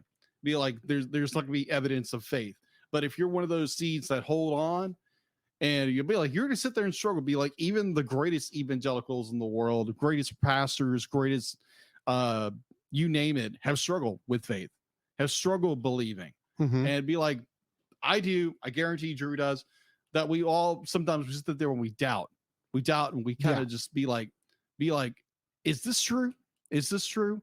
There's also a passage I can't remember where it is, but it's a man who has double-minded. Be like, so he doubts, so his mind wonders. Are you talking about? No, that's a different one. Never mind. Yeah. But I was looking it up earlier. I was looking up earlier this week, and it kind of parallels with that. But it's more about like you sit there and you wonder and you ponder, and it's not the point where you use the more modern thing of deconstructing your faith, but it's more you sit down and you wrestle with your faith, and you come to the conclusion that like yes, I still believe that Jesus Christ is Lord, and be like you might wrestle with some of those things that's going on in life, kind of like Chris or Hero Boy in our story, which I still can't believe they never gave him a name in the movie. But it's that I mean the books never I don't even think the book even gave, I bet the book doesn't even give Billy a name, assuming Billy is in the book. Yeah. But I love in the picture book the names wouldn't be necessary. That is true. I love there again the allegory of faith and salvation and believing, because it's just that constant, if you are truly saved in Jesus Christ, be like you are going to be torn here and there from the world, and things are going to be like you're going to wrestle within your own mind, like what does this mean when you read something, and you're going to wrestle with it. Like, heck, I've heard my pastor say, it's like, yeah, I struggle with my faith. Everybody does. Mm-hmm. So be like, yeah, if you struggle with your faith, be like, you're not alone in it. Everybody does it. Be like, if you are truly born again in Jesus, like, you're going to struggle with your faith. So take heart. Because there again, the world first hated Jesus, they're going to hate you as well. So just saying, so going back to this, this idea of faith and belief is that Chris struggled with that. And so that perfect allegory of faith, of belief, is so heavy throughout this entire film. And I love that aspect of it, is, the idea that you struggle with something, that ultimately he comes to believe that Santa is real. Mm-hmm. And there again, we are not in the place of telling kids to believe or not believe in Santa. But so if your kids believe in Santa, great, let them believe it. Oddly enough, there are adults who still believe in Santa, which is kind of weird. Anyway, yeah, either or. I kind of just been letting you get all this out of your system before I jump in. Yeah. So yeah, faith. That's my third like. Coming off of that, and I know we said it was maybe an allegory for the salvation. Yeah. I'm wondering if it's more like him coming back into the fold after he's backslidden for a while, because all of us, I think, have also had to deal with, as Christians, we've stepped away from the church for a time for one reason or another, and it took a while to get back in for one reason or another. And he had stepped away long enough from his belief in Santa, because he was getting older, of course, because he was seeing all this evidence hitting him, like how much Santa wasn't real, that he was in danger of no longer believing in Santa. Right. That was the way this thing goes, which would be equivalent of us as Christians being away from, the church or out of the word, not keeping up with our stuff as much. Yeah. We're seeing, the world is continually hitting us with evidence, or evidence that they say is evidence. Yeah. That our beliefs they're either wrong or they should be wrong. Yeah. And we're continually bombarded with that day after day after day. Or you just simply just slip into a sin and you just ride that coaster. But we are given that, we are hit with that, that evidence all the time. And so this kid gets essentially gets the trip to heaven. Yeah. In a sense. Yeah. Now, granted, we won't actually ever get that trip to heaven until we've passed, or we get called home. Yeah. In the rapture, but whichever one comes first. But he gets the chance to actually go and see. And the thing is, I have a feeling I would be in the same boat he was if I had, been backslidden to this degree. If I had a chance to go to heaven, and it was a bit of a journey to get there for some reason. Yeah. And it wasn't until like the last bit that we finally got there. I have a feeling I would be doubting what was going on until finally I'm there. And even then I'm debating it. Because you gotta think about it from his point of view. As a kid, he's sitting there waiting for Santa Claus to come out. Yeah. He sees, after he gets out of the bag and goes up with the rest of the group, he sees the reindeer come out. That should be some kind of evidence, because the elves there's elves everywhere. He's having a hard time seeing the reindeer, and they're having a hard time holding the reindeer down. Throughout that entire North Pole sequence, Becky, as we called her, and Billy can continually hear the bells. That's what they use to follow to get back out of the place. But he can't hear them, to the point where when they are carrying the sleigh bells, halter bells to it, and they're every once in a while, they're shaking them so that they can to make the bells ring. Because we are seeing all this from Chris's point of view. We can't hear them either. Yeah. Which, in my mind, it's like, that is kind of sad. Yeah.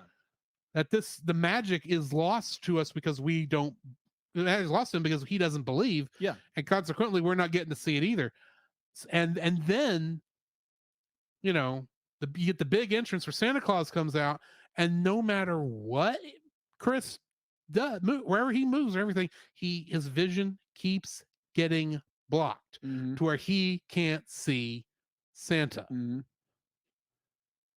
And then the bell gets thrown off, and I really loved that as the bell was following and the Frank Sinatra Santa Claus is coming to town starts slowing down, how creepy Mhm. and depressing Oh yeah, that absolutely. sequence was. It's like, this is the final proof that you are no longer a Santa believer, Yeah. or whatever the term is. Yeah. That you can't hear this bell is coming to you and you can't even hear it. Yeah. And he wants to hear it so bad that he finally admits, yes, I believe in Santa Claus. And then he can hear the bell ring, and then he sees in the reflection of the bell Santa Claus walking up to him. And it's like, huh, if that ain't allegory, I don't know what is. Because it's not till we admit and finally turn back to God that we actually get to see God again. Yeah, exactly. Because because we are actively turned away from him. Yeah. So it's not till, like I said, it's not till Chris believes in Santa Claus that he gets to partake in all this stuff again, outside of, because up until that point he's really just a casual observer for the most part. And then he gets to believe the rest of his life. Whereas his sister, who was being the good little Santa believing girl, believed in Santa the entire time he was doubting, until finally she fell away. But he never, and his parents can't hear the bell either, but he can hear I'm assuming all until he dies. Yeah. Which I'm still sitting there going, what does that mean? Is this kid just going to believe in Santa Claus the rest of his life? Is Becky going to believe in Santa Claus the rest of her life? Yeah. I think we know it all will forget about this entire thing by the end of lunch on Christmas Day, but probably. Because I'm in it all. I'm sorry. It's Mandark. He's Mandark. That's just who this kid is. Because the entire time thinking, I really wish Dexter would show up and blow a rocket up in your face. I'd like that any minute now, please. Can Kim Possible show up and punch this kid in the face? Please, anything. I hate the exact same thing. I hate the kid. You're supposed to hate the kid, I think. Because it's like, yeah, this is, you know what kind of train this is? This is a such and such, such and such. And it's like, Becky just told you what kind of train it was. It's a magic train. It doesn't matter that it's a replica of this one model that you happen to know of, especially like the part where they finally get back to the car after they've been in the engine so long, and Know-It-All is saying, hey, did you missed all the fun. When we looked outside, it looked like we were on a roller coaster. He didn't say roller coaster ride, but it's like it looked like we were riding across the lake. It was breaking up. I know it was all fake though, caused by illusions and trick mirrors. It's like, will you shut up, please? You are the most annoying character in this movie. I think that was your third like in your kind of a semi dislike. Moving into dislikes. There we go. But I'm not going to start with Mandark. Mandark. I am starting with the Uncanny Valley. Thank you. We need to get this off our chest. Oh my gosh. There is Uncanny Valley in this, but it's not as bad, I think, as everyone claims it is. Yeah. Now, granted, Uncanny Valley is a very subjective effect. Yeah. It will affect different people. Some people will see it and say it looks fine. Other people will have nightmares based on some of the images in this movie, based on how bad that uncanny effect is. But the problem here, I think, is not the fact that they use motion capture. It's the fact that, because it's really bad on the kids. It's really only bad on the kids. Oh, the adults are fine for the most part. But the kids all look bad. It's because they're being motion captured by adults with oversized objects and hands, meaning we are looking at what I call the Sonic the Hedgehog effect. Sure. From the games. they're all mascot characters. Mm-hmm. They're all having to move at too big of the objects are too big for the motion capture data, and that's what's causing most of this problem. Plus, this is still before they really had good eye tracking technology. Mm-hmm. Agreed. So the eyes are still being hand animated in every shot, and they don't ever animate right, in my opinion. Agreed. Especially Mandark. His eyes are the worst. I don't know how they pulled that off for this one kid. I guess it's just because we hate this kid. And so we're not able to forgive the animation on him as much as say on Billy or Chris or Becky for that matter. Uh-huh. Although let's face it, the elves ain't much better. Oh my gosh, the elves. Oh my word, especially Steven Tyler. Oh my gosh. I know he had to have done that, but done the motion capture for the upper half of his body, because there's no way they actually got him doing motion capture on a unicycle. Yeah. And because it looks bad. It looks bad. The uncanny valley is very strong in this, and it's amplified by the fact that almost every character in the movie is the wrong proportions for the actor playing them. Agreed. And that is the problem here. Because the movie is very good in any shot that does not involve a character moving, which is weird to say. Yeah. If we're being honest. And granted, the adults are better than everyone else except in the faces. But the actions of the kids always look like they're exaggerated too much. Yeah, agreed. Because it's adults trying to act like kids with oversized stuff so that they, I guess, to help them do the motion capture better, more accurately. So for the proportions, and I think that's where this really hits a wall. We are still, I don't want to say it's too early for them to have been using motion capture, because Gollum in the Lord of the Rings is motion capture, and he looks good to this day. That effect for him stands up in Two Towers and Return of the King. It's a different thing in Fellowship, but that's beside the point. It's a whole different bag for that than here, where all the characters are stiff. B, every character that Tom Hanks did the motion capture for does the same things he does. I know that sounds weird that I'm complaining that the Tom Hanks mannerisms are coming out in all the actors Tom Hanks plays, but when you have 7 characters who are played by Tom Hanks, that's a problem. Yeah. I still don't know how this would have worked if every character was played by Tom Hanks. Yeah. And I get the thought process, because this is all supposed to be somewhat in a dream that Chris is having. Yeah. But it's also not. Yeah.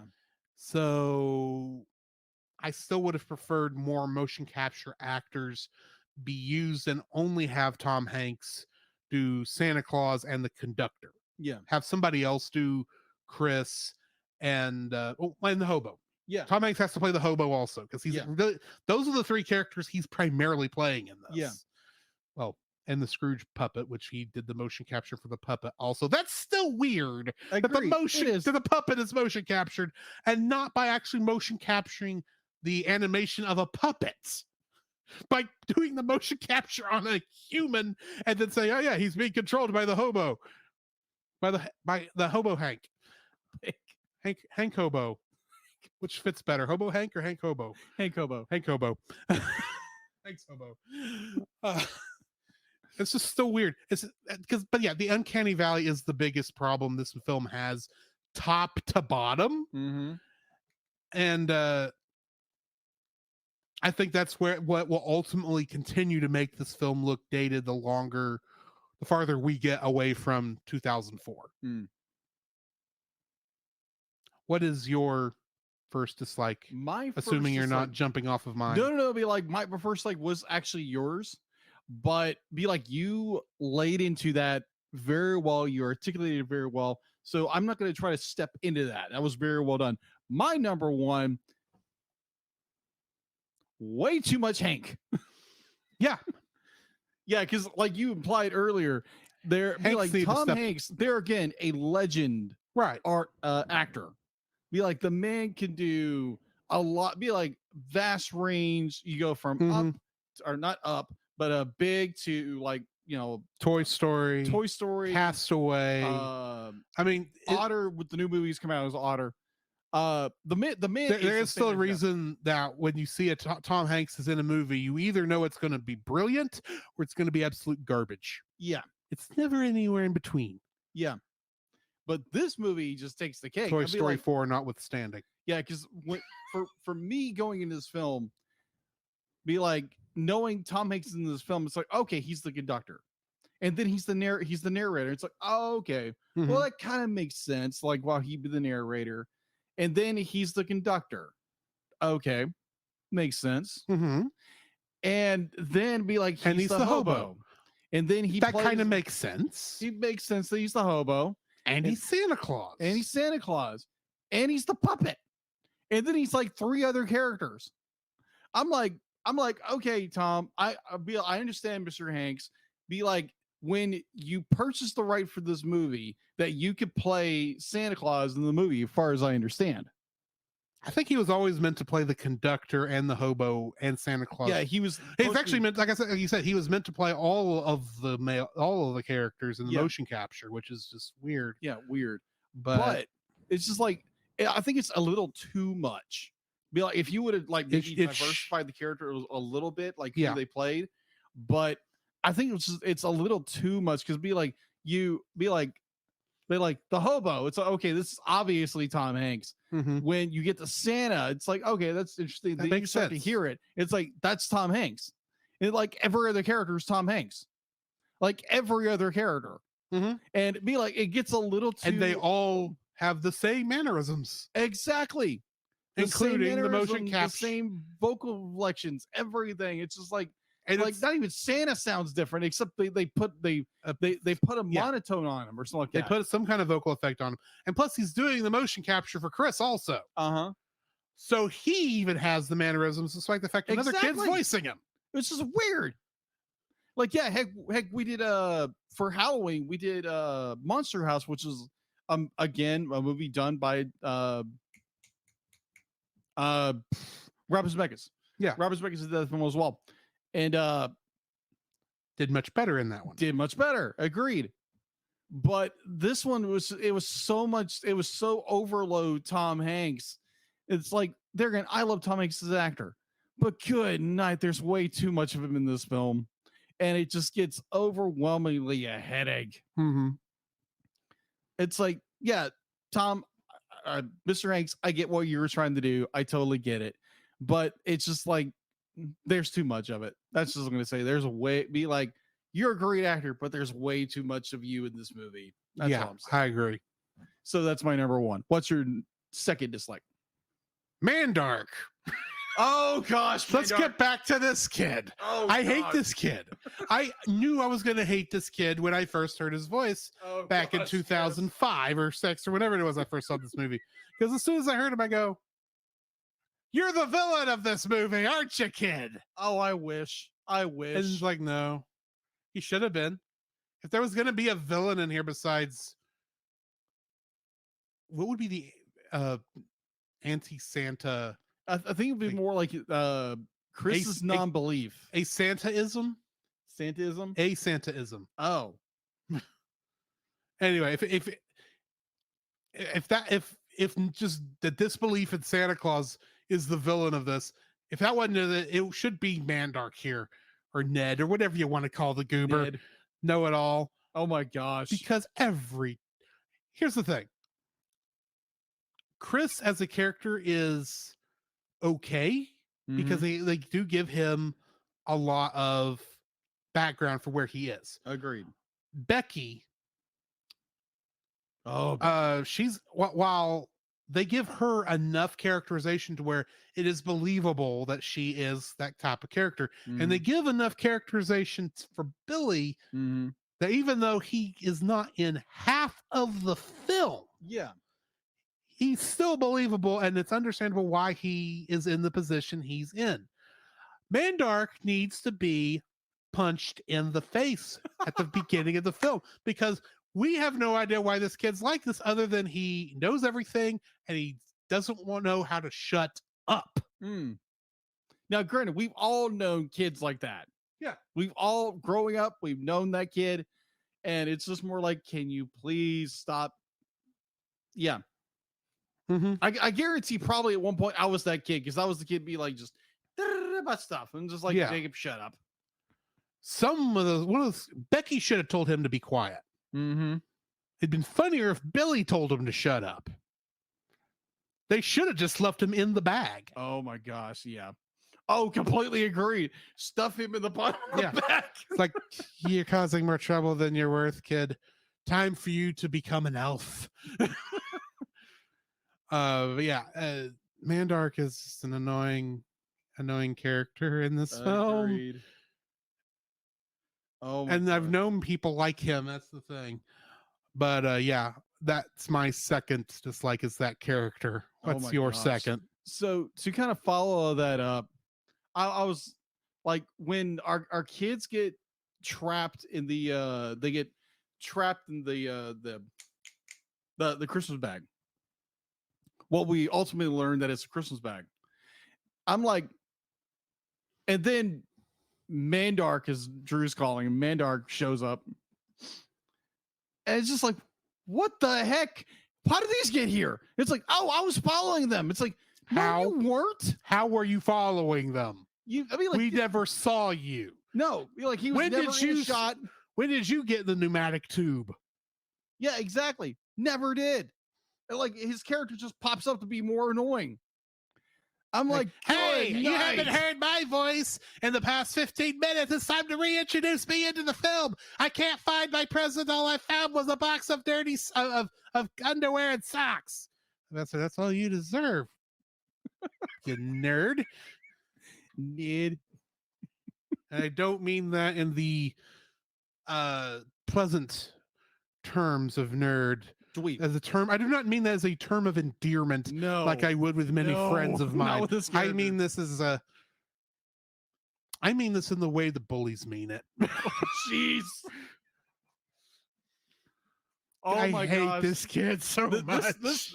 Ironically, this is two nerds talking about animated nerds and hating on another nerd character. They made the character annoying intentionally, on purpose, and they keep bringing it back. It's like, can we have the jock show up to take some of these parts, please? You didn't put a jock in this film, but that's the other kind of kid who would be on this trip. He should be that would be the fourth Power Ranger in this group. He'd be a Billy, but Billy's more interesting. No, we already have Billy. He's the lonely boy. Yeah. That's true. That's right. Billy's the lonely boy. No, that's the thing. Becky is obviously the Pink Ranger.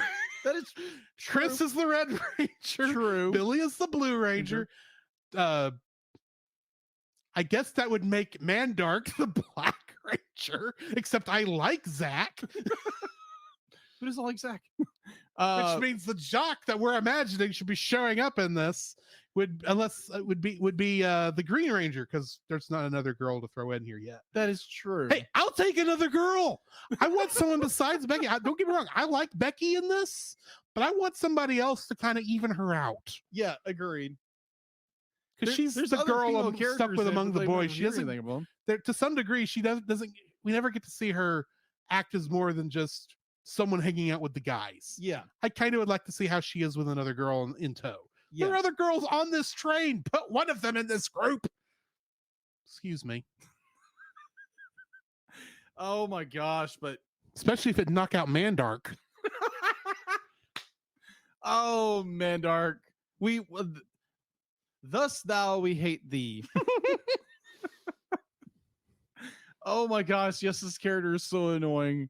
And yeah, like I said before, when he shows up in the bag, I'm like, how in the world did he get here? And like you said, it's like he's been gone for 15 minutes. We need to bring back his annoying self in the show again, in the movie again. And it's just like every time he shows up, I'm like, can he shut up, please? And the Stop thing, talking. and the thing is, he has my favorite line in there because it makes me giggle. That's what annoys me the most. Is that line when they're in the bag and they're transforming, and someone says, "Look, it's still 11:55." It says, "Of course it's 11:55. It's been 11:55 for the past hour." Pause. Oh, the movie's been an hour. Moving on. Hit play. We've got nothing but time. We got time to kill. It's like, you're not wrong, because there's been a lot of filler in this film so far. Yes, there is a lot of filler, which is fine. But it's like, you've got my favorite line. I still hate you. Oh gosh, yes, I agree. Mandark is worst character in this movie. Completely agree. So going into my second dislike. Oh, I thought that was your second. No. I like where you're going and be like, yes, Mandark is worst character in this movie. Completely agreed. I did not like this character at all. That wasn't even in my radar of like dislikes, but I liked how you went with that, so I just ran with it. No, my second dislike is the cringe of this movie. Oh my gosh, what am Are you saying it's so sweet that you can feel your teeth rotting? Kind of. I'm talking about cringe? character expressions. Oh, we're going back into Uncanny Valley territory. Yeah, Uncanny Valley stuff.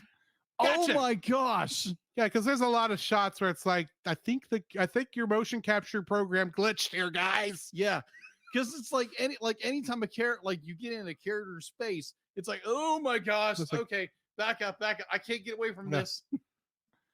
Like, as a reviewer, I can't just stop it and not watch the movie deep again. into your soul. Yes, and it scared the living daylights out of me. Definitely when Mandark would show up. Yes, because his eyes were the worst. Absolutely the worst. I mean, like, no. I mean, like, the first time you see Becky talk, it's just like, oh my gosh. That first shot of her where she's looking at Chris expectantly. Yeah. And she's like, are you hitting on him? You're 7. Yeah. What the heck? But, or 12. I think there's actually 12. Like but 12 still. or something. Yeah, 10 and 11 years old. But oh it's like, my it's a little early for you to become aroused, isn't it? Moving along. It's like, moving right along. She does look at him like he's a tasty treat. Oh yes, moving along. Oh my gosh, he looks yummy. Shut up. In Christian love, shut up. I really was referring to not what was like she's going to eat him. Literally. I know. That's literally where I'm thinking. Yes, it's I know. It's just after I said that other thing, it does sound like I meant something else. Yes. Anyways, moving right along. As Kermit the in search of good times and good news. Oh, good friends you can't lose. This could become a habit. Oh my gosh! But like, yeah, like the character recognition system in this movie is, oh my gosh. Like every time like a child character would be like, look around or say something or like point. Yes. And it's just like, oh my gosh, this is cringy. It's like where the cheese grater is going in the back of my head. It just scrape. It's like, ah. It's kind of like a coworker who loves to poke you the entire time, and it's irritating beyond belief. Thanks, Michael. Don't start. But no, I have a coworker, like, he gets hyper. All he does is poke the entire time. This is what the animation facial recognition system in this movie feels like. It's like, poke, how ugly I am. Poke, how ugly I am. It's like, oh my gosh, get away from me. It's almost like get away from thee. It's almost like they didn't rig it correctly. Exactly. It's like, oh my gosh. They got it very close, but they didn't quite get it there. Yeah, because like when we first meet Chris, I'm like, you know what? This is not bad. Yeah. Like when he's sleeping, he turns around. He's just more like he's looking at the newspaper clippings and the thing about the North Pole and the encyclopedia. Yeah. It's like, yeah, this looks good. And then you get on the train. It's like, ugh. Yeah. Okay. Uncanny Valley issue. Big time. The Uncanny Valley was in the train. Okay. But oh my gosh. Now, I will say, granted, Chris does not fall into that uncanny valley that much. Yeah, in some cases, Becky does a fairly decent job of only being like on the edge of the uncanny valley. Billy, he's okay. I don't think his actor was very expressive, so I don't know if it worked very well for him. I guess it maybe the direction of the director, maybe, but Mandark, and like all the other kids, it's like, oh my word. Mandark worst character. Mandark is the worst. Mandark doesn't get any niceties in this. No, we hate his character, and his character was rigged the worst in the motion capture. Agreed. And about the only thing that's good about it is they did get Eddie Deason, and Eddie Deason is the character you get for all your geeky roles. Which agreed. Before is Alan Parsons that plays not Leonard, the guy on Sheldon? Big Bang Theory. There again, you're talking to the wrong person. Never mind. Sheldon. I said that earlier. You probably did, and I missed it. Probably. But Eddie Deason was the guy you got before Sheldon, and I still think Eddie Deason does a much better job. Yeah. But yeah, the facial caption system in this movie, just like, definitely you get around the kids, and like sometimes with Tom Hanks's characters. Some of his, yeah. Oh my gosh. The worst one actually is the marionette. Yes. Because it's the most exaggerated character design, and it really doesn't fit with the motion capture. And they're understandably like they want to try to express the characters the best they can. Yeah, with and I the get program that. they have. It's 2004, but oh my gosh. It just doesn't it work gets a lot of cringy times. really quick. And it's the mannequin of it. It's the mascot effect. I keep want to call it mannequin, but it's mascot. Is that mascot effect because it's the characters are not closely enough connected to their character designs for that to work at this time. Granted, nowadays you have a much better job of putting like a different character design on motion capture, but even then you don't use motion capture nowadays for what they were trying to do with them, because motion capture does not work for a lot of stuff. And they were experimenting at the time. And I think Robert Zemeckis will even do this when he does his version of Christmas Carol.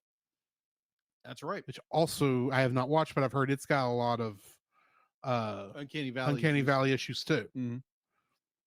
But anyway. Yeah. So yeah, cringe factor. What's your third? My third dislike for this film is all of the filler. Oh, yes. Here we go. There's some beautiful shots that take place during the filler segments. I grant you. But a lot of the times it's like, can we move along? This is obviously not where the plot is. We have gone off on a spur, if you will, to use a railroad term. We've gone off on a spur away from the story, and I know we're going to come back to story, but it feels like you forgot what the story was. Now, like I said, I get it. This was probably a 15-page picture book. Not a lot of story in those to begin with. Right. And so I give it a little bit of props for that. I understand why they had to stretch it out, but the filler that was on the train was a lot more bearable, because it did feel like we were moving along. Pardon the pun. It always felt like we were making progress. The minute we get to the North Pole, that's where the filler gets bad. Yeah, exactly. The entire trip through Santa's workshop, I wish we'd have skipped. Yeah, agreed. There is the part there where they're falling through the slide stuff. Billy's holding onto his present. Don't get me wrong. I thought that did look somewhat cool. But at the same time, most of the rest and the pneumatic tube sequence you think would be cool, but the way they animated it, you don't get to see anything. Yeah.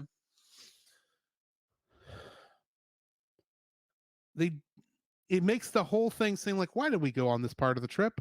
We didn't need this part. Y'all should have the minute Billy decided not to go with them was where the filler really started, because Billy's going to end up there anyway. He has to. It's part of the story. This is the year he's going to finally get to celebrate Christmas. Of course. That's how the story works.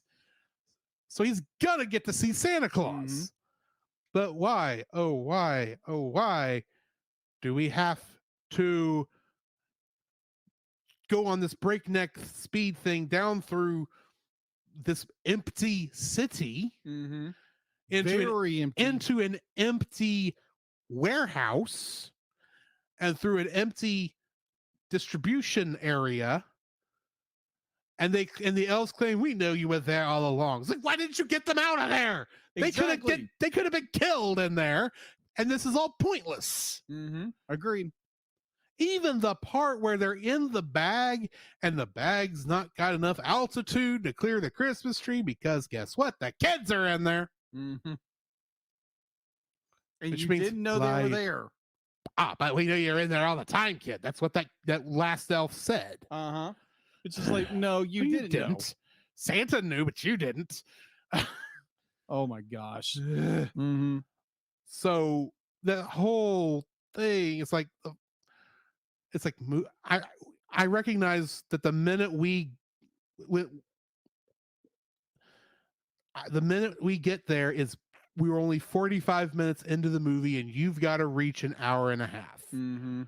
I get that. Do something more interesting. Yeah. Have them have to get, have some more elves running in the last thing, and they accidentally run into it, and the elves panic and are like chasing them out of the warehouse, and the kids spooked are trying to run away from them. Have that be, and then you could still do the thing where Billy finds his present, realizes he's actually gonna get to celebrate Christmas. You could even have, that's how you get Mandark back in here and prove he's been following him this whole time. He's the one who alerts the elves to their presents. Of course he would. Because he would. And then you can follow them all up, and they trying to sneak out in the bag, and of course the elves know they're there, or at least the ones in the airship know they're there. And you could still do the ending of this without it feeling like it's empty. Yeah. And we don't really get to see much. Yeah. Granted, this is 2004. They didn't have a good way of doing very complex group shots at the time. In fact, I would actually say the most impressive thing in here is the group shots where the elves are actually blocking Chris's view of Santa Claus. Yeah, that was good. That's impressive for the time period. But that entire part from when they go in there until until we get to those scenes where we're getting Santa Claus out there and the reindeer and the bell and all that stuff. But right from the time they get back on there to get Billy off to the time the kids get out of the bag, all that is filler and could have been either left out or done a different way. Yeah, agreed. It should have been done a different way, but because the way they did it, it just feels like we're 4 kids who got lost. We're 3 kids who got lost with a magic teleporting kid we hate, who's going to magically show up in this bag. We're not going to explain how he got there. Yeah. But, and we're getting lost in Santa's warehouse, and we're somehow going to make it out because 2 of us believe in Santa Claus. Yeah. That last bit just could have been done better, is all I'm saying. Anyway, your third dislike. My third dislike is on the exact same derail, I'm going to say, because the third act, when they get to the North Pole, is where the third act to me falls apart. So when Billy doesn't get out of the cart and it goes into that complete shenanigans of going down the pipes and this and this and this, completely derails the story. And like you said, it's filler. It's filler that doesn't necessarily need to be there. It could have been rewritten. It could have been written so much better. And it's like, yeah, I know they're trying to set up for the bell, the bell setup.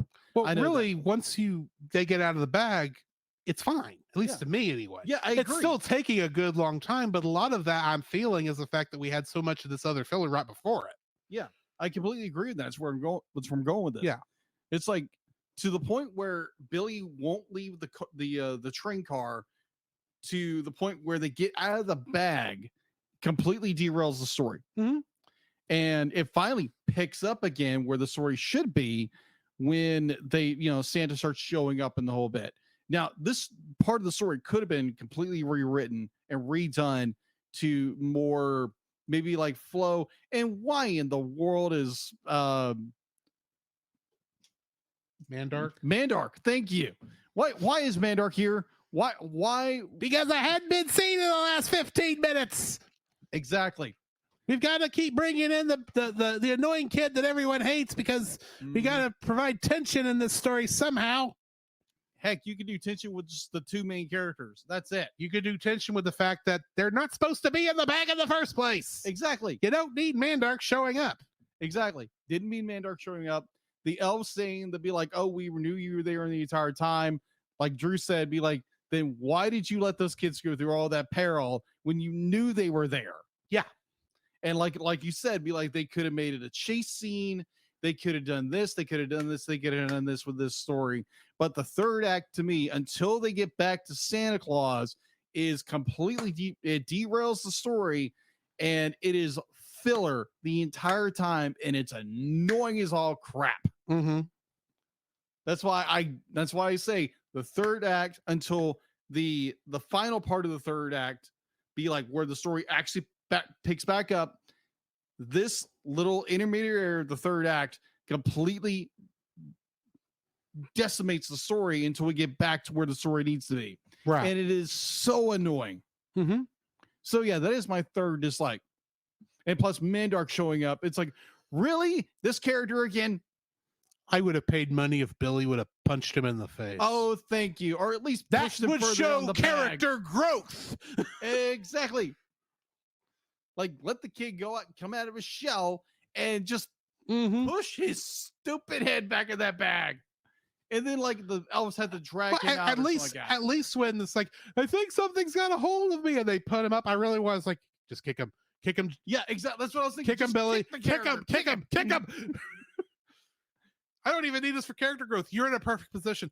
Just struggle a little bit more and accidentally kick him in the face. To where he has to get a new pair of glasses for Christmas. Oh, this is the two nerds being annoyed at the nerd character, by the way, because we just don't like this guy. No, absolutely not. Granted, the voice actor who does him is very well. He's great. He does great for that kind of character. Right. But this character just ratchets up to 20. It's just like, please stop. I think he's the character that you just love to hate in some ways. I don't like him. No, I don't like him. But I don't think you're supposed to like him. So I guess it's kind of a success. Yeah, agreed. In a weird way. Yeah, bravo. Like, Eddie whoever Deason. wrote this movie, good job with that. We hate this character. Hope we were never supposed to like him. No. Because I honestly don't feel like if that character had grown just a little bit outside of, him being told to lead after he thought it said lead. It's like, yeah, you are a lead foot. No, she's the one who's leading and thought it said lead. Yeah. Which she goes, like a lead balloon. It's like, was that your problem this whole time? Is you thought people hated you because you were too forceful? Because you never showed that before this point. Exactly. Sorry. Tangent. Because obviously those things are supposed to be what those kids were supposed to learn. Exactly. And of course, the one for Eddie Deason's character is that he's supposed to learn, and he thought it said lean because his thumb was covering the R. You are an idiot, Mandark. He says, oh, I get it. Okay. It's like, yeah, please go sit down, shut up, and finish the movie. Thank you very much. Let's move on with our lives. Yes. At least his last line was, it really stinks that you lost your bell. I mean, really? And then he disappears. We never see him again. Anyway. It's like to their last line, you are an annoying prick. I'm sorry. We were on your third lot dislike, and I just got off track again. It's very easy to go onto a Mandark tangent. Anyway, so yeah, that is my third dislike. The third act falls apart for the most part. We need to rate this film. What are you rating it? I don't know. You go rate it first. Oh, you're gonna throw me under the bus, yes. under the sleigh, under the train, under the train. Yes, I'm just down there with Hank's hobo riding the train.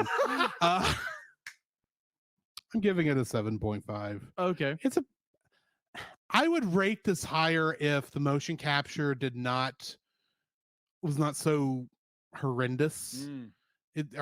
I say horrendous. It's not aged well. Yeah, that's its biggest issue. It was creepy when it came out because the technology wasn't there, and it's still creepy now. And yeah, it's still bad now. And I don't know if you were to remake this film with the same motion capture nowadays, if it would actually save it. Yeah, because I don't think this is what motion capture is really designed for. Is for animated films. There are people who do it and it works well. Don't get me wrong. Right. But the technology is better now, and perhaps we'd get better performance capture, especially if you don't put Tom Hanks in 7 of the roles. Pardon me. But yeah, I'm giving this a 7.5 because there's just so many weird things that kind of distract from the main story of the movie. Agreed. I give the story this much props is that even with these distracting things, it is able to strongly communicate and actually bring some Christmas joy this time of year. Yeah. Even with all those issues. So I'm not going to say it's horrible or that you shouldn't watch it. It does not it would not belong in a Christmas edition of Bad Movie Month, though I know some films that would belong there. This is not one of them. Right. But yeah, it does have some things that's just going to be a problem with it going forward, especially the further and further we get away from 2004 and the less kids have, or less adults have nostalgia for this movie. I suspect in 20 years, this is going to be like an obscure Christmas movie that some people will remember and say, have you seen this weird thing? I suspect that's what it's going to be like Santa Claus Conquers the Martians, except not as horribly funny. Because it's not bad, it's just not great. Yeah, I have a feeling it's just going to be forgotten about, and it won't hold the same.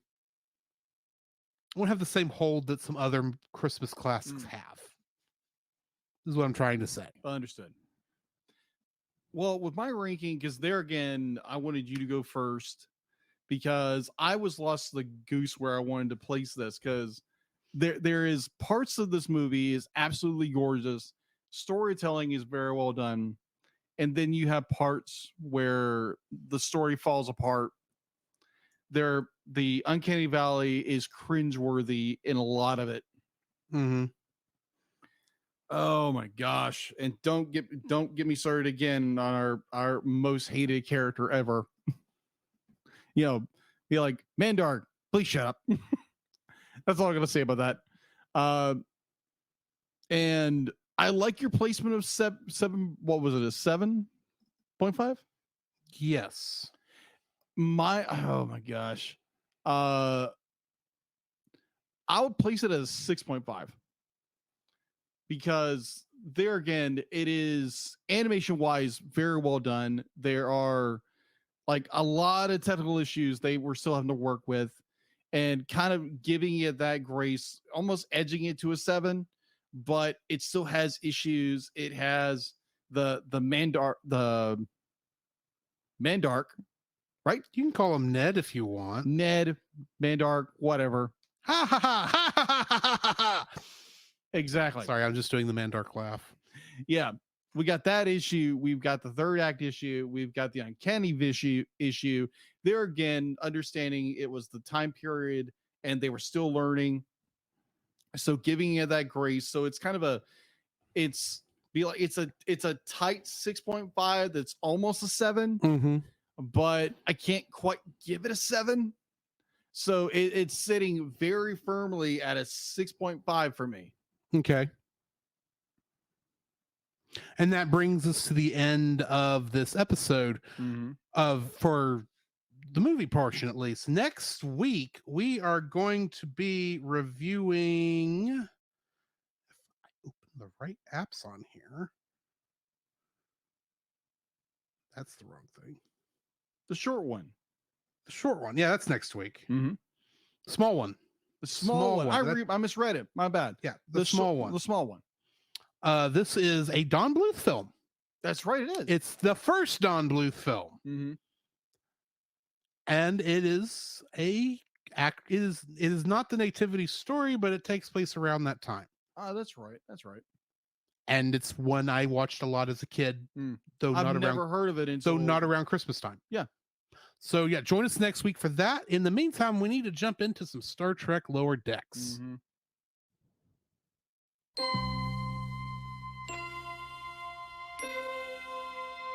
Space, the final frontier.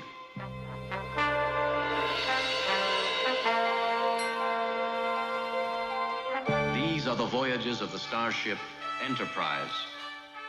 Its 5-year mission: to explore strange new worlds, to seek out new life and new civilizations, to boldly go where no man has gone before.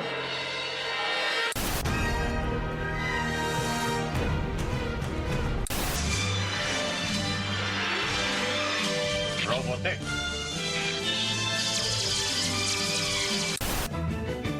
Come on now and set sail for the future.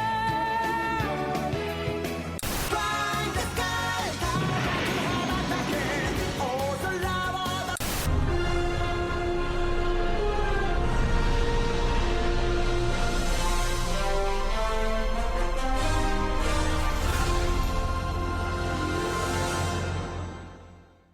I may have to go back and clip that on the Twitch channel. Exactly. You just got into that so hard. All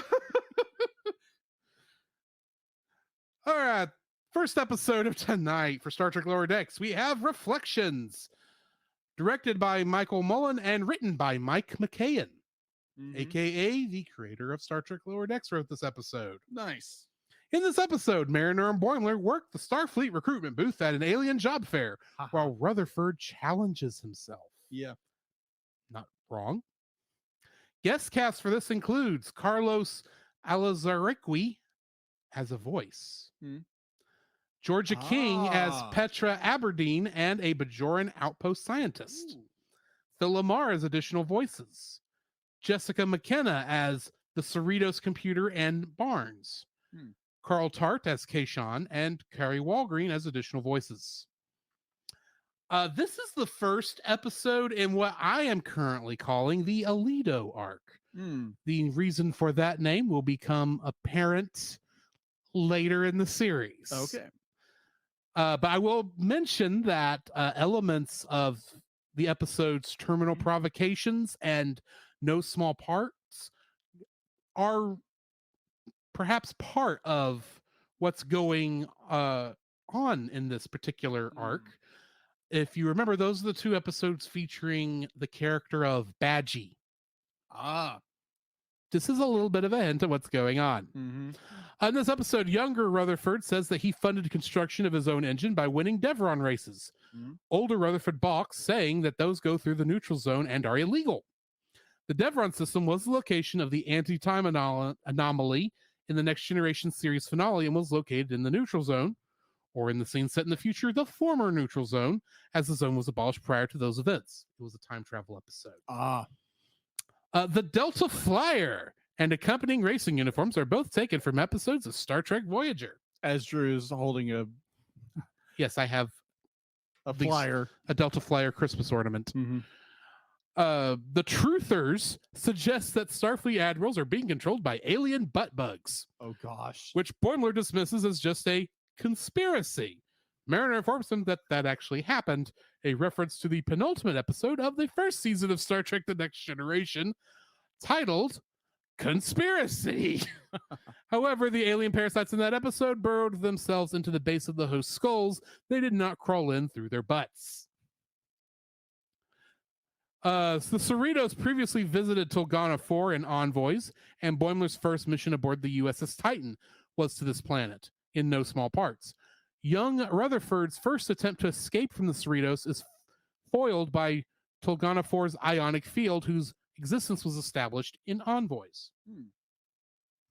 Tendi asks Rutherford if his nightmare was the one where he is in a new timeline where Kirk and Spock, where they have cinematic chemistry. This is a reference to the 3 Star Trek films set in the alternate reality that is better known as the Kelvin timeline. Oh, okay. Or as I prefer to call them, the Abrams verse. Mm-hmm.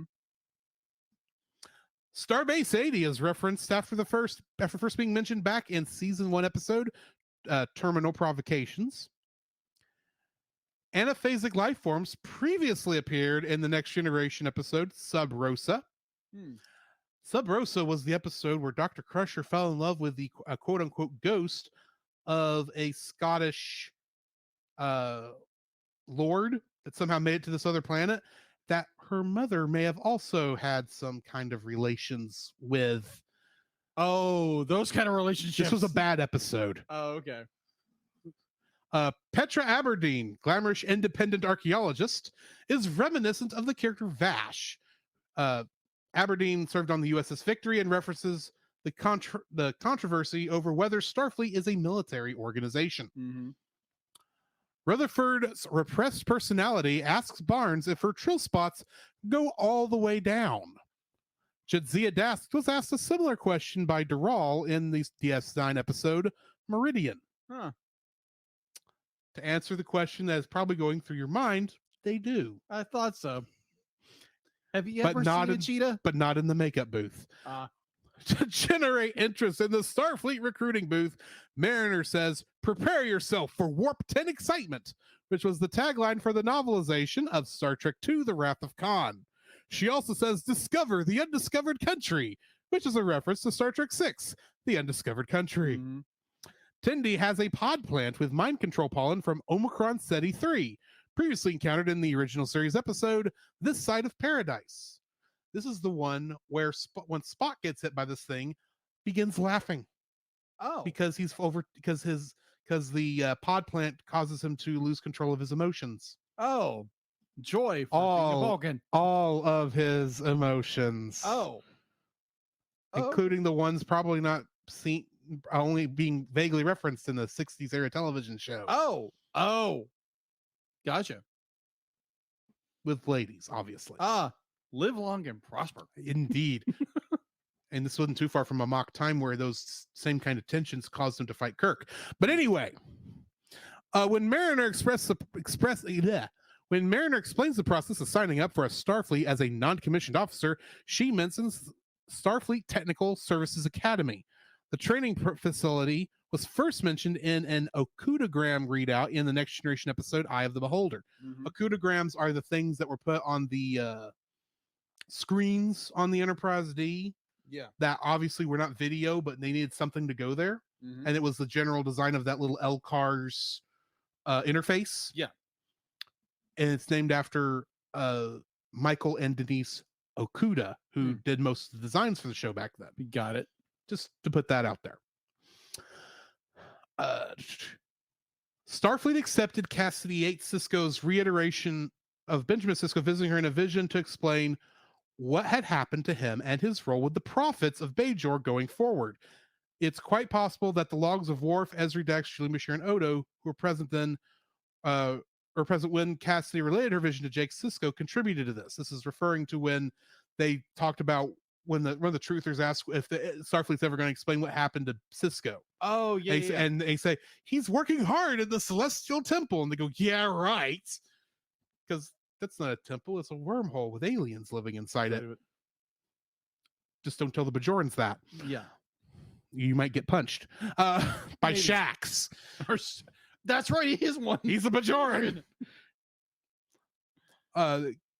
The items featured at the Collectors Guild booth include a painting done by Data of his cat Spot from the Next Generation episode Inheritance, a Cot board that has been seen on Voyager episode Infinite Regress, the Bajoran Reckoning tablet from the DS9 episode The Reckoning, a Space Fun helmet that was originally a toy that came out during the 60s by Mego Toys and was previously seen in the Lower Decks episode No Small Parts, the Stone of Gaul from the Next Generation episode Gambit Part 2, and 2 Data Bubble Bath mixed bottles last seen in the Lower Decks episode An Embarrassment of Duplers.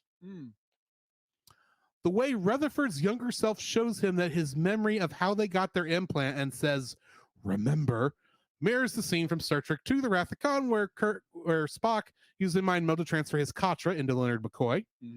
The episode features 6 different Starfleet uniforms, the most to ever appear in a single episode. Basically, it's the Next Generation uniform, the original series uniforms that we see on the the picture standee thing. The Next Generation uniforms, the DS9 uniforms, the Voyager, I'm going to call them the Voyager uniforms because the DS9 uniforms and the post first contact uniforms are seen, the ones with the dark blue thing. And then of course the Lower Decks era uniform, plus the racing uniforms from the Star Trek Voyager episode where they raced the Delta Flyer. I don't remember which episode that was. The computer mentions that Rutherford transferred to the Cerritos on Starbase 56329.4, which would place it between the events of the Voyager episode Endgame, which was that series finale, and Star Trek Nemesis. These are next to each other if you're watching the episodes in chronological order, because there is no Star Trek that takes place between those. And that brings us to the end of the trivia for this. What are your thoughts on this episode? This is an interesting episode. I love that they go deeper with Rutherford's past. And actually try to explain the implant. Yeah. And how it malfunctions because it's been malfunctioning most of the season. It's been malfunctioning since episode 1. That is true. It has. So, and it starts to explain things a little bit more. Be like, who was Rutherford before the accident? Or was it an accident? Was it sabotage? There again, I don't know what happens at the end of season 3.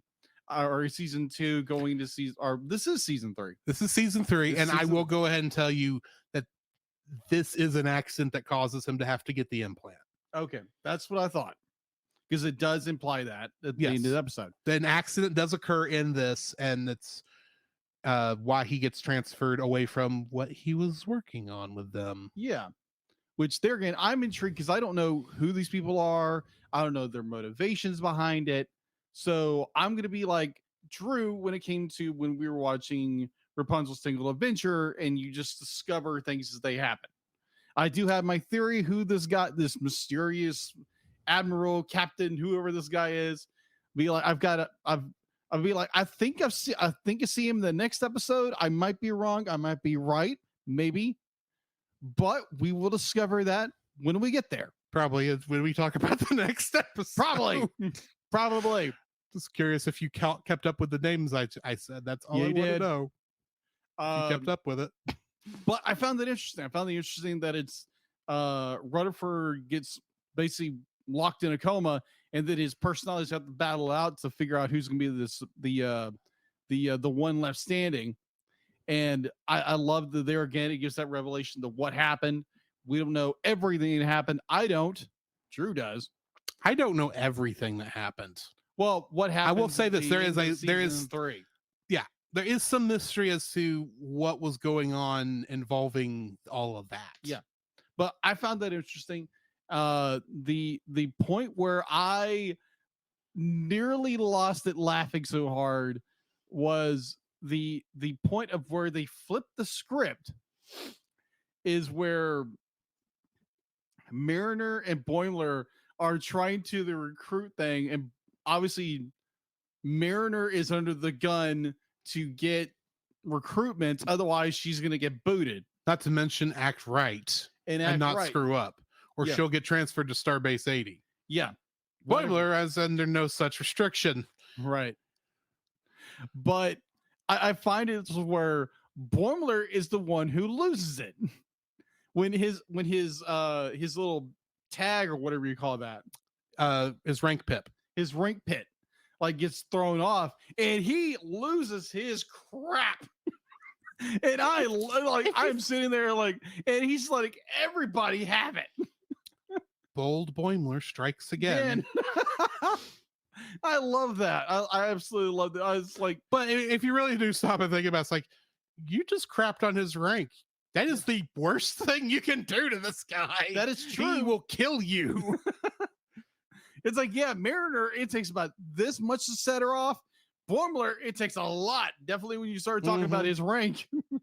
And then she's the one that's like, yeah, we're not really supposed to act like that. Well, that gives you the kind of self-confidence I want to join. Oh yeah, that was even hilarious. And the fact that the number one throws him in the rank, the brig, and He says, when you get out of here, I'm going to buy you a drink. yeah, buy you a drink because that was Like, awesome. It's like, am I going to get sent to Starbase 80? Are you kidding? That place is a hellhole. That was great. I love this episode. It was so well done.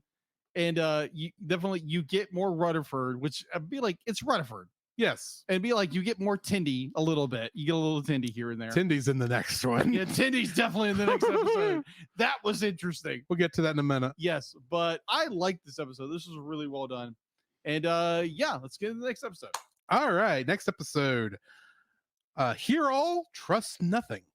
Directed by Phil Mark Sagadraka and written by Grace Parajani. In this episode, the Cerritos crew unexpectedly spends a day on board the station Deep Space Nine. Fred Tatasciore, who voices Shax normally, also in this episode is voicing Korzak, the delegate from the Gamma Quadrant race. Right. Gillian Vigman plays Karama Guard number 2. Carlos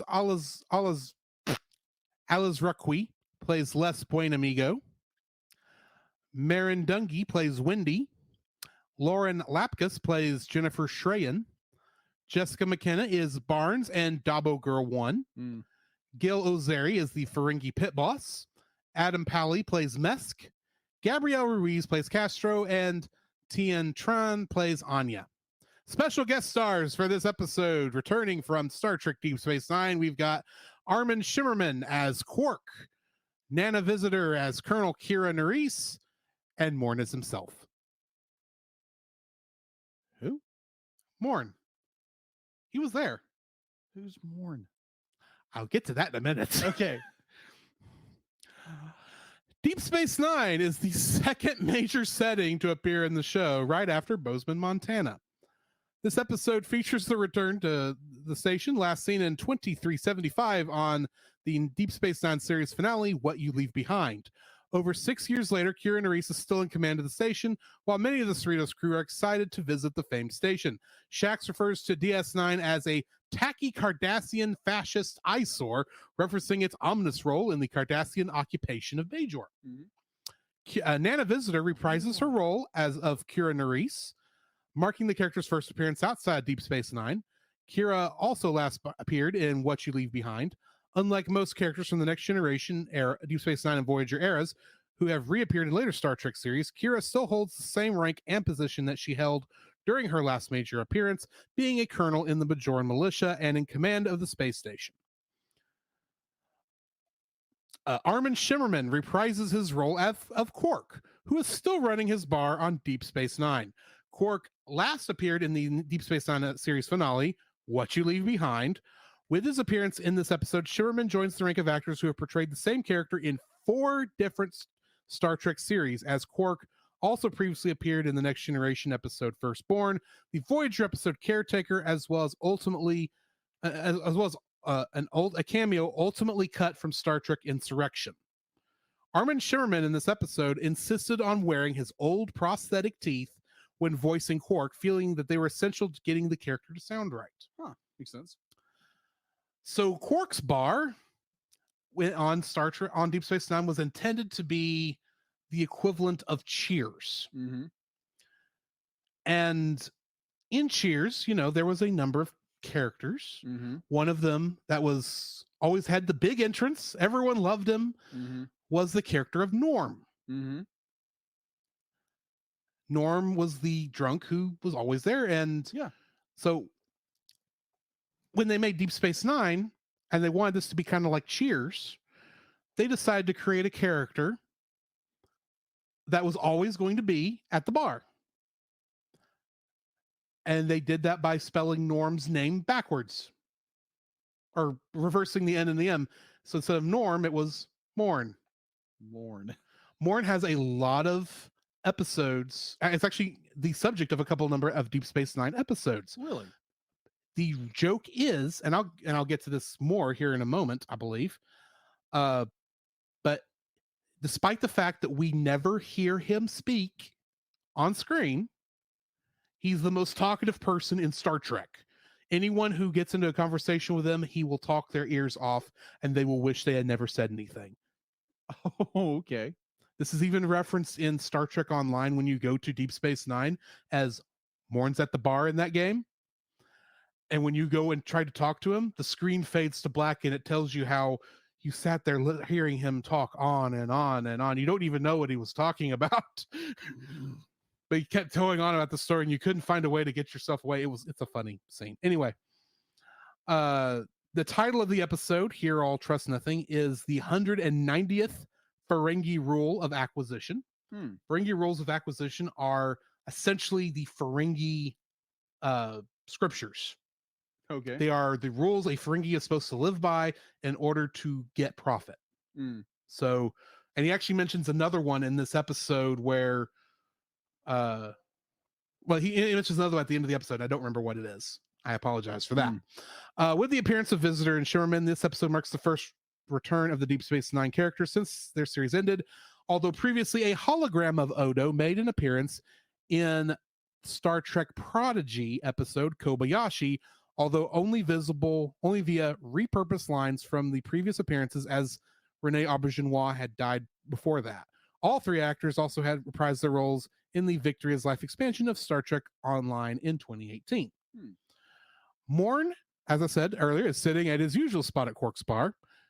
The character played by Mark Allen Shepard in Deep Space Nine has now appeared in 96 television episodes of the Star Trek franchise, having never said a word on screen. Indirectly, the episode references there are indirect references in the episode made to Elam Garrick as a tailor, who was actually a Cardassian spy and a major character. Jake Sisko, Sisko's kid, who was a junior reporter. And Miles O'Brien with O'Brien's Dartboard, who was also that character was also in The Next Generation. And was the character referenced in the last episode when the guy says, "Do transporter chiefs ever end up on the bridge?"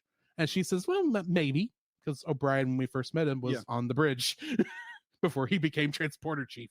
And also, don't forget, O'Brien is the most important man in Starfleet, according to Star Trek Lower Decks. In that one episode. This episode features the return of Vice Admiral Les Buenamigo, who was introduced in the season 3 premiere, Grounded.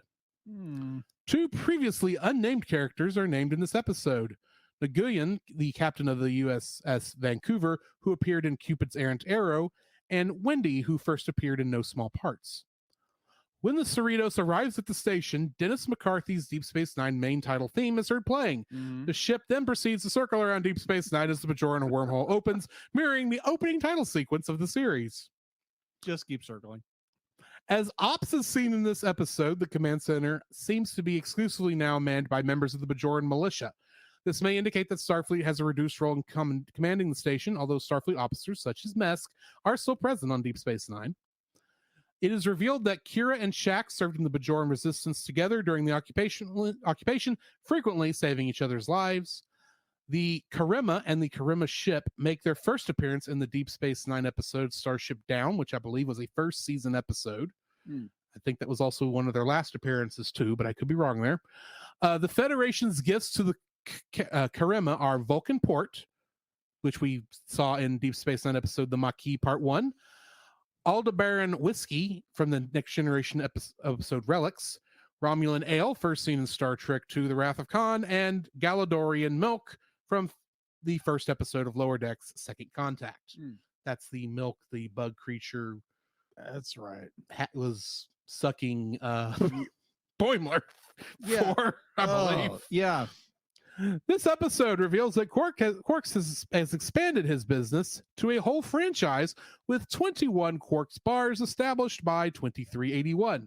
The extension of Quark's business was previously implied through the appearance of establishments in the Star Trek Picard episode Stardust City Rag and the Lower Decks episodes An Embarrassment of Duplers and We'll Always Have Tom Paris. Kira has not forgotten her baseball terminology, first learned as a member of the Niners baseball team and their game against the Logicians in 2375 in the episode Take Me Out to the Holosuite. The baseball Kira is seen holding in her office is a reference to Captain Benjamin Sisko. It is presumably the same one he left behind in the Deep Space Nine episode, What You Leave Behind. When first approaching Tendi, Mesk is shown drinking a Modella aperitif, a layered cocktail Quark prepared for Jadzia Dax in the episode Dramatis Personae. Kirk, Shax, and Rutherford are each shown drinking one at the end of the episode as well, as it's a specialty of the Quark 2000 replicator. Rutherford wanting to sit with his legs dangling off the upper level of the promenade is a reference to the activity that Jake Sisko and Nog used to do watching passengers of various ships disembarking from the airlocks below. Mesk was adopted by humans and raised on Earth, and all he knows of Orion culture is based on holonovels, apparently the very bad ones. This is similar to Worf's background. He too was raised by humans on the planet Galt and on Earth, and only knew what he knew of his culture from reading about it until he actually got to be around Klingons. Although their romantic relationship has blossomed since first contact, Beckett Mariner and Jennifer Schraen share their first on-screen kiss in this episode. This happens while the Cerritos visit Deep Space Nine might not be a coincidence, as their very first kiss between two women in Star Trek was shown in the episode Rejoined between Jadzia Dax and Lenora Khan. It is further established that Mariner previously served on Deep Space Nine during the early to mid 2370s, which was first implied in We'll Always Have Tom Paris. Kira is shown to be friendly and familiar with Mariner, and the junior officer also still has an open bar tab with Quark from her time on the station. Or at least she did, because in addition, Mariner informs Quark that she possesses a copy of that hologram with your head on Kira's body, which was created in the Deep Space Nine episode Meridian in 2371. In that episode, Kira warns Quark that if she ever catches him with a catches him point a holo imager at her again, she would make him eat it.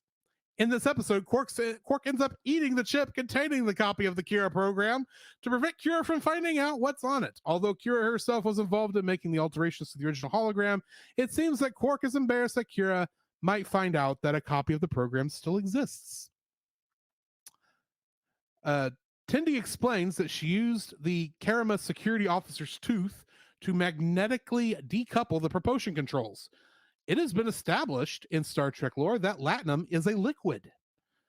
The golden strips and bricks used as currency are gold pressed latinum, meaning the valuable liquid suspended inside the block is suspended inside the blocks of worthless gold, because in Star Trek gold is actually worthless because it's so prevalent in the galaxy. Yeah.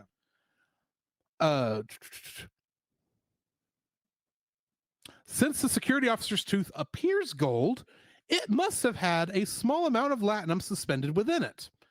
This may have been done as a status symbol, though it is not explained why a Karaman who hails from the Gamma Quadrant would use an Alpha Quadrant currency as a status symbol.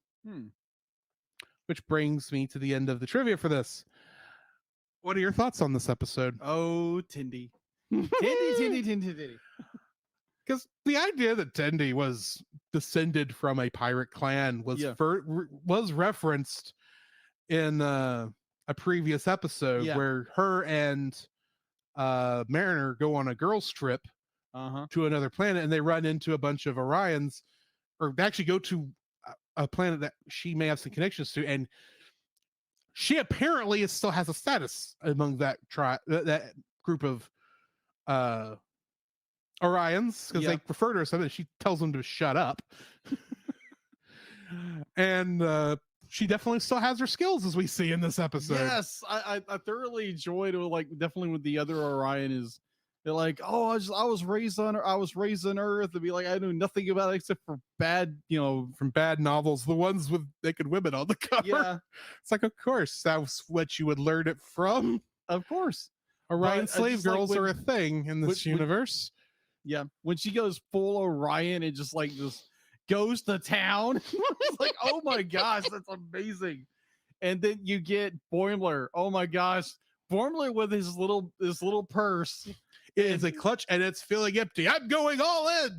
Brad Boimler is playing Damo, and he wins So much, He wins so much money. The It's end of it where It's like, why take that dirty gold press latinum with you when you could get a gift card for double the price to spend at our gift shop? That's cool because we don't actually use money in the Federation. What? It's like, you should know that. I thought that was funny. That was great. Although I do need to get off on a small rant, if I may. Okay. I still believe the Federation uses money. Yeah, I agree. They do. They have to. It's just, it's not gold press latinum. So of course, quote unquote, Boimler does not have money. But a lot of people are still of the thought that they don't have money. And the biggest, I think I may have gone off on this rant before. You have. So I won't go too far into it, but I still believe there's money involved here. And so, yeah, Boimler probably doesn't even think about money because it's very obvious that Boimler probably has the same vast resources as Chateau Picard with his raisin farm. Yeah. Apparently grapes make you a lot of money in the Federation Apparently. in one form or another.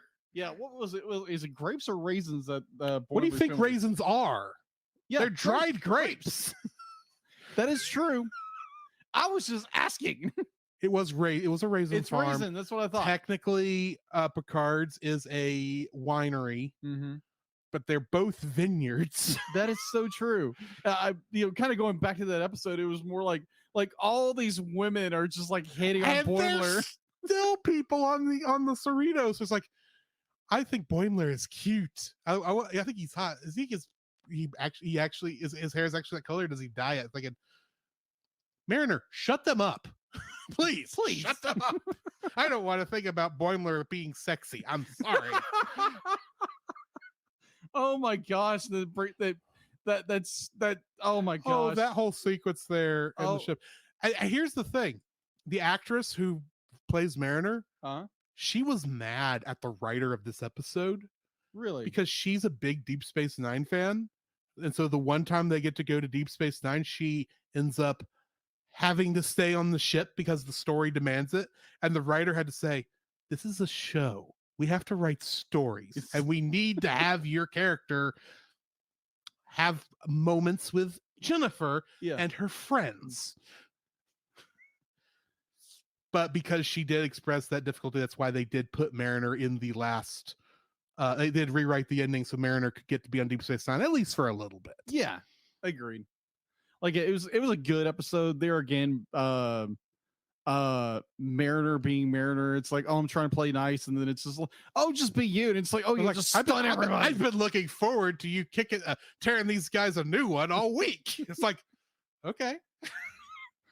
And it's just like, my gosh. I was like, scared of her. No, it's just like, yeah, I agree with you. And there again, be like watching this episode, be like, there again, I am not the biggest fan of Mariner. I never have. Right. And like, I understand why she's there. I understand why she gets away with everything.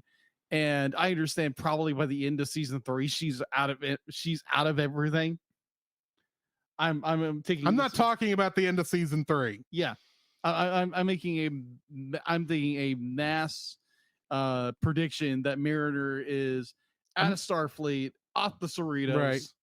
And then I'm only estimating that probably season 4, it's like she's probably run off and hangs out with that. I'm actually, yeah, I see what you're saying. I'm not going to say anything. Yeah, so that's my assumption.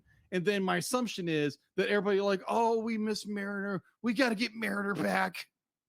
I'm like, just let her go. Please just let her go. I know she's the main character of the show, but I'm like, come on. We have so much better characters here than Mariner, who gets away with everything. And she causes all the problems. So yeah, I'm not saying anything. Oh, I know you're not. But you're implying a lot of things. I've implied a lot tonight that I'm hoping you haven't thought too hard about. Probably not. Probably not. Especially about a couple other characters. Yes. But it's very telegraphed to be like, yeah, she's gonna kicked out of Starfleet, kicked off the ship, and she's gonna go do something. And then season 3, it's gonna be like, oh, we miss Mariner. Season 4, whatever. And then it's gonna be like Search for Spock, but instead we search for Mariner. I'm like, actually, if we're following the logos, it will be the Voyage Home, because the search. That's right. It would be because the search home. for Spock is kind of this season because of the logos, and plus we did deal with more with Rutherford learning who he was, and that does seem to be a central plot point for this season. Yes, it is, and that's going to be interesting. I've got an idea, maybe who the dastardly villain who did it. I have an idea. I'm gonna hold off with my thoughts for now. Okay, but yeah, I did forget to mention this is the second episode of the Alito arc. Second episode. That's all I'm gonna say. Okay, got it. I did forget to mention that, but I would categorize this as the second episode. Yeah, I'm betting so. Certain characters introduced again. And it's just like, I wonder who this guy is. I wonder who. I'm just gonna say when I originally watched this season, I did not realize a certain character was in it as much as they are. Okay. That's all I'm saying. Okay. So I enjoyed this episode. I thought it was more there again. I think where season 4 is gonna go. It's going to be like everybody misses Mariner. Mariner's off doing some kind of adventure and getting into trouble with it like she normally does. And then it's like everybody like, oh, we miss Mariner. And then you have all these great characters who are having great arcs. It's like we got to go find Mariner and bring her back. I would say Mariner growing up is the central plot of the series. I agree with you. I agree. So I think her character growth in here where she's forcing herself to stay in line, I think is very is a lot of character growth for her. I agree with you. I agree with you there. I agree. Like the character has grown, but it's just more. I'm wondering by the end of the series, I'm wondering if she's grown enough. Obviously, it's kind of foreshadowing that she's getting kicked off the Cerritos, and obviously she's getting kicked out of Starfleet. And I'm more like, it's okay. How does that happen if we've got character growth, but at the same time, we know the projection where this character is going? I'm not telling. Oh, I know. I did double check when certain episodes are, because I was curious how far we were away from certain events, but what I was thinking of is going to be on the last week we reviewed, not on the next one. So gotcha. Because we only got two more episodes of this TAS review, and then we get into X-Men, which means I get to make another theme song. Yep. But anyways, enjoyed the episode. I am looking forward to see what happens next. What transpires to the end of season 3. And do we know when season 4 is going to pop up? End of next year. Okay. 2023. I believe that's what I remembered saying. I think it's like December of next year is when that is. But my thoughts on this episode. Yeah, go ahead. This is a Deep Space Nine episode somehow. I don't just mean it takes place on Deep Space Nine. It's like they knew they were going to be on Deep Space Nine, so they kind of wrote it like a Deep Space Nine episode. Of course. It would be the return to Deep Space Nine with the look of everything, the sound effects. Because DS9 has always had its own sound effects because it's not using the station is not Federation based for the most part. It is Cardassian in its design, so a lot of the Cardassian the sounds of the doors are different, and a lot of the other heck, the sound of the Dabo table brought back nostalgia for me, believe it or not. But the look of everything was immaculately recreated that we got to see. I mean, admittedly, the only areas of Deep Space Nine we got to see was a quick shot of the command bridge, of ops, along with Cisco's old office. That's now Kira's office. And so the minute I saw that baseball, I saw her pick up that baseball, I went, oh. Yeah, he's just right over there. It's no big deal. Of course, we get to see Quarks. That meeting room is one that it looked like the same. They base it on the same set where most of the war council for the Dominion War took place on Deep Space Nine, because that's where a lot of the major fleets met during the show. Was on Deep Space Nine for the war. So it looked like that set, which makes sense. The corridors look like they came straight out of Deep Space Nine. They put so much more work into this episode than they've had to put into so many other episodes to make it look and feel like Deep Space Nine.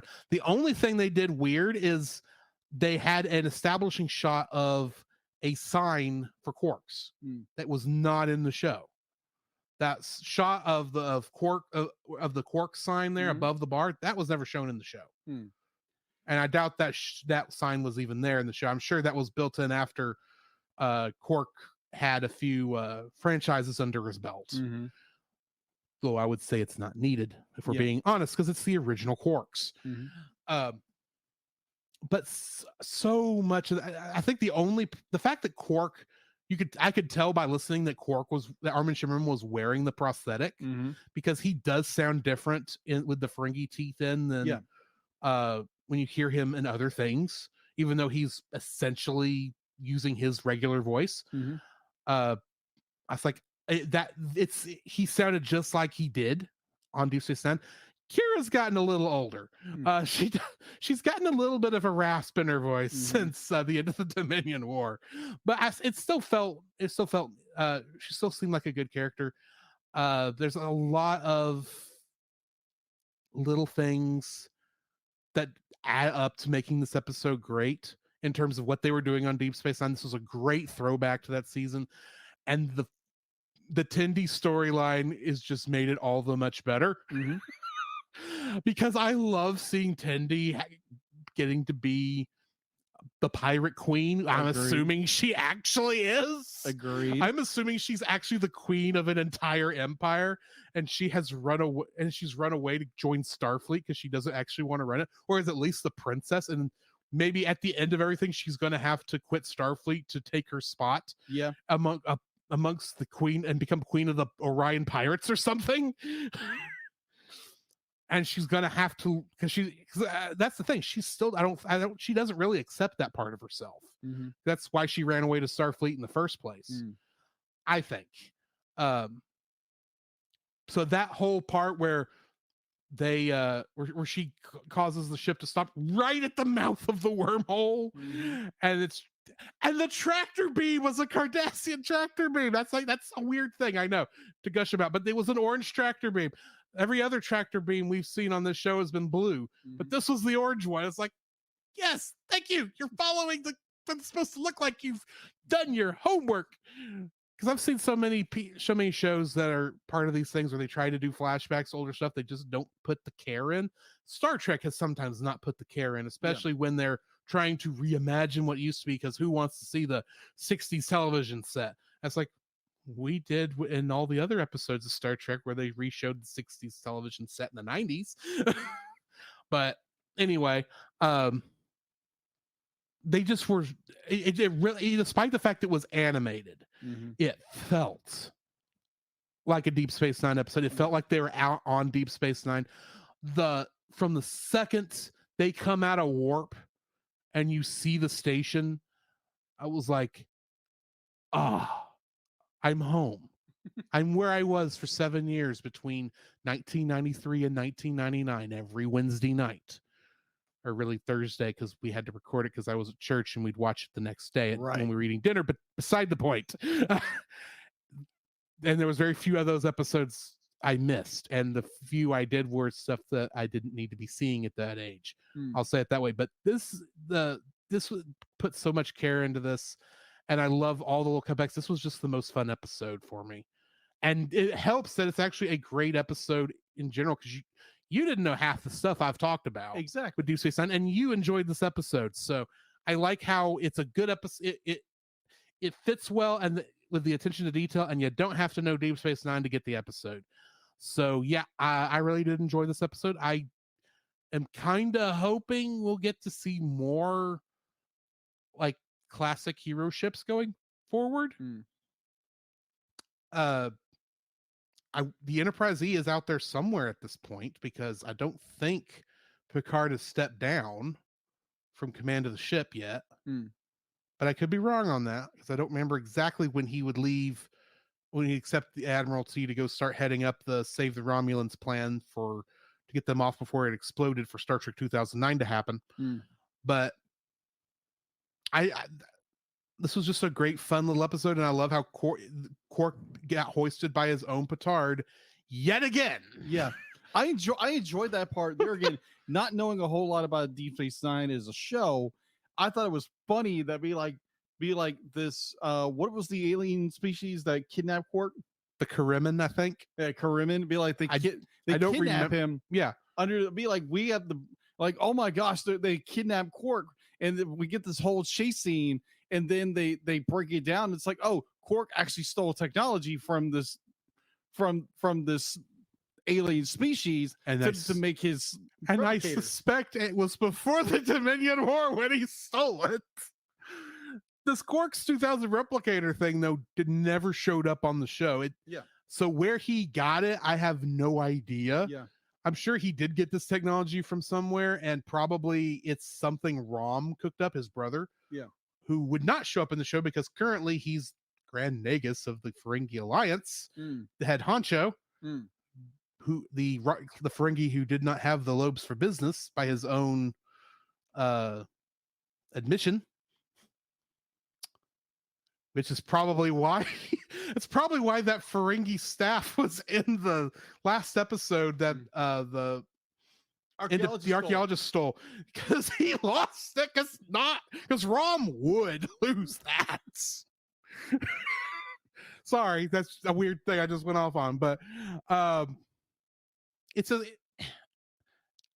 love how I love the relationships we saw between Shax and Kira.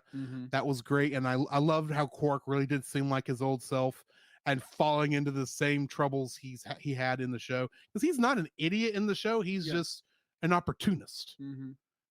And he had an opportunity to use this technology that was probably been over there from the last time they traded, that he couldn't get in touch with them because the Dominion War was going on. And this, because it made it sound like this is the first time those people have been back since that point. So, which is roughly 7-8 years, I think, from the end of Deep Space Nine in universe to this episode.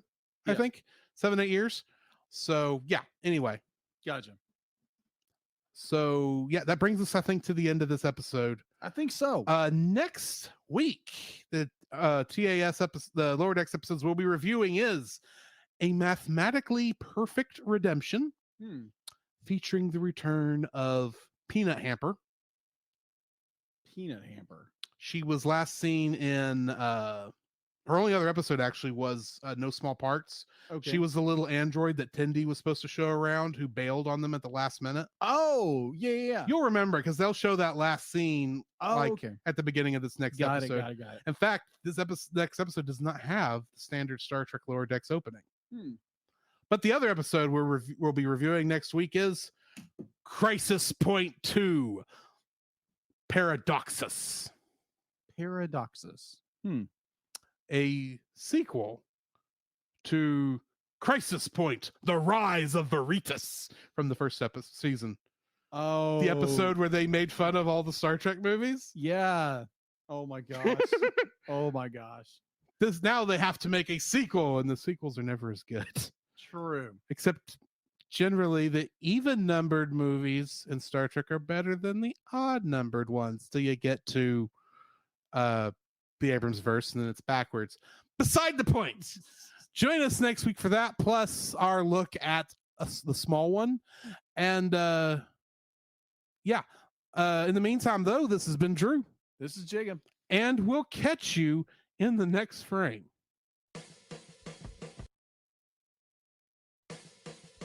You can follow Jacob on his Facebook at Jacob B. Heron. His Facebook page, Jacob's Daily Art Corner, where he tries to draw each and every day. His Instagram at Jacob B. Heron. His Twitter at Jacob Heron. And his letterboxd at Jacob Heron. You can find Drew on Facebook at Drew Dodgen. His Facebook page, Drew's Photo Bin, to see his photography. His letterboxd page at GGeorge759. His Twitter at GGeorge759. And Instagram at Drew Dodgen. You can like us on Facebook at the Cellcast Podcast. On Twitch at the Cellcast Gaming. On YouTube at Cellcast. On Twitter at cast_cell. The Cellcast can be found at Apple Podcasts, Google Play Podcasts, Stitcher, Spotify, or anywhere else fine podcasts are downloaded from. Please rate and review us where you found us, and also on Podchaser. Email us at thecellcastpodcast@gmail.com. The Cellcast is a proud member of both the Pop Americana and Culture Box media networks. For more information, please see the link in the description. Our theme song is Drop and Roll by Silent Partner. And remember, that's Cell with a single L.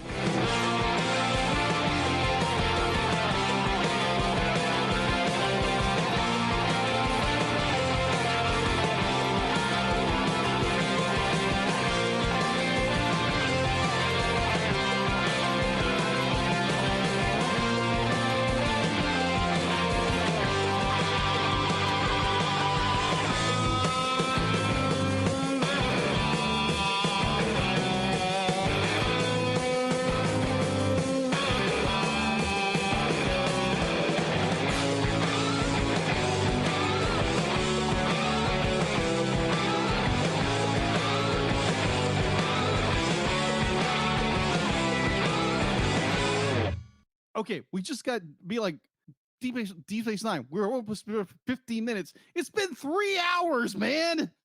Like, why did you have to go play that game for 3 hours, man? Come on. What are you talking about? It's only 11:55. It's been 11:55 for the past hour. 3 hours. Oh my gosh, time dilation. What's going on? We got all the time in the world. We got time to kill. Ha ha ha ha ha ha ha ha ha ha ha ha.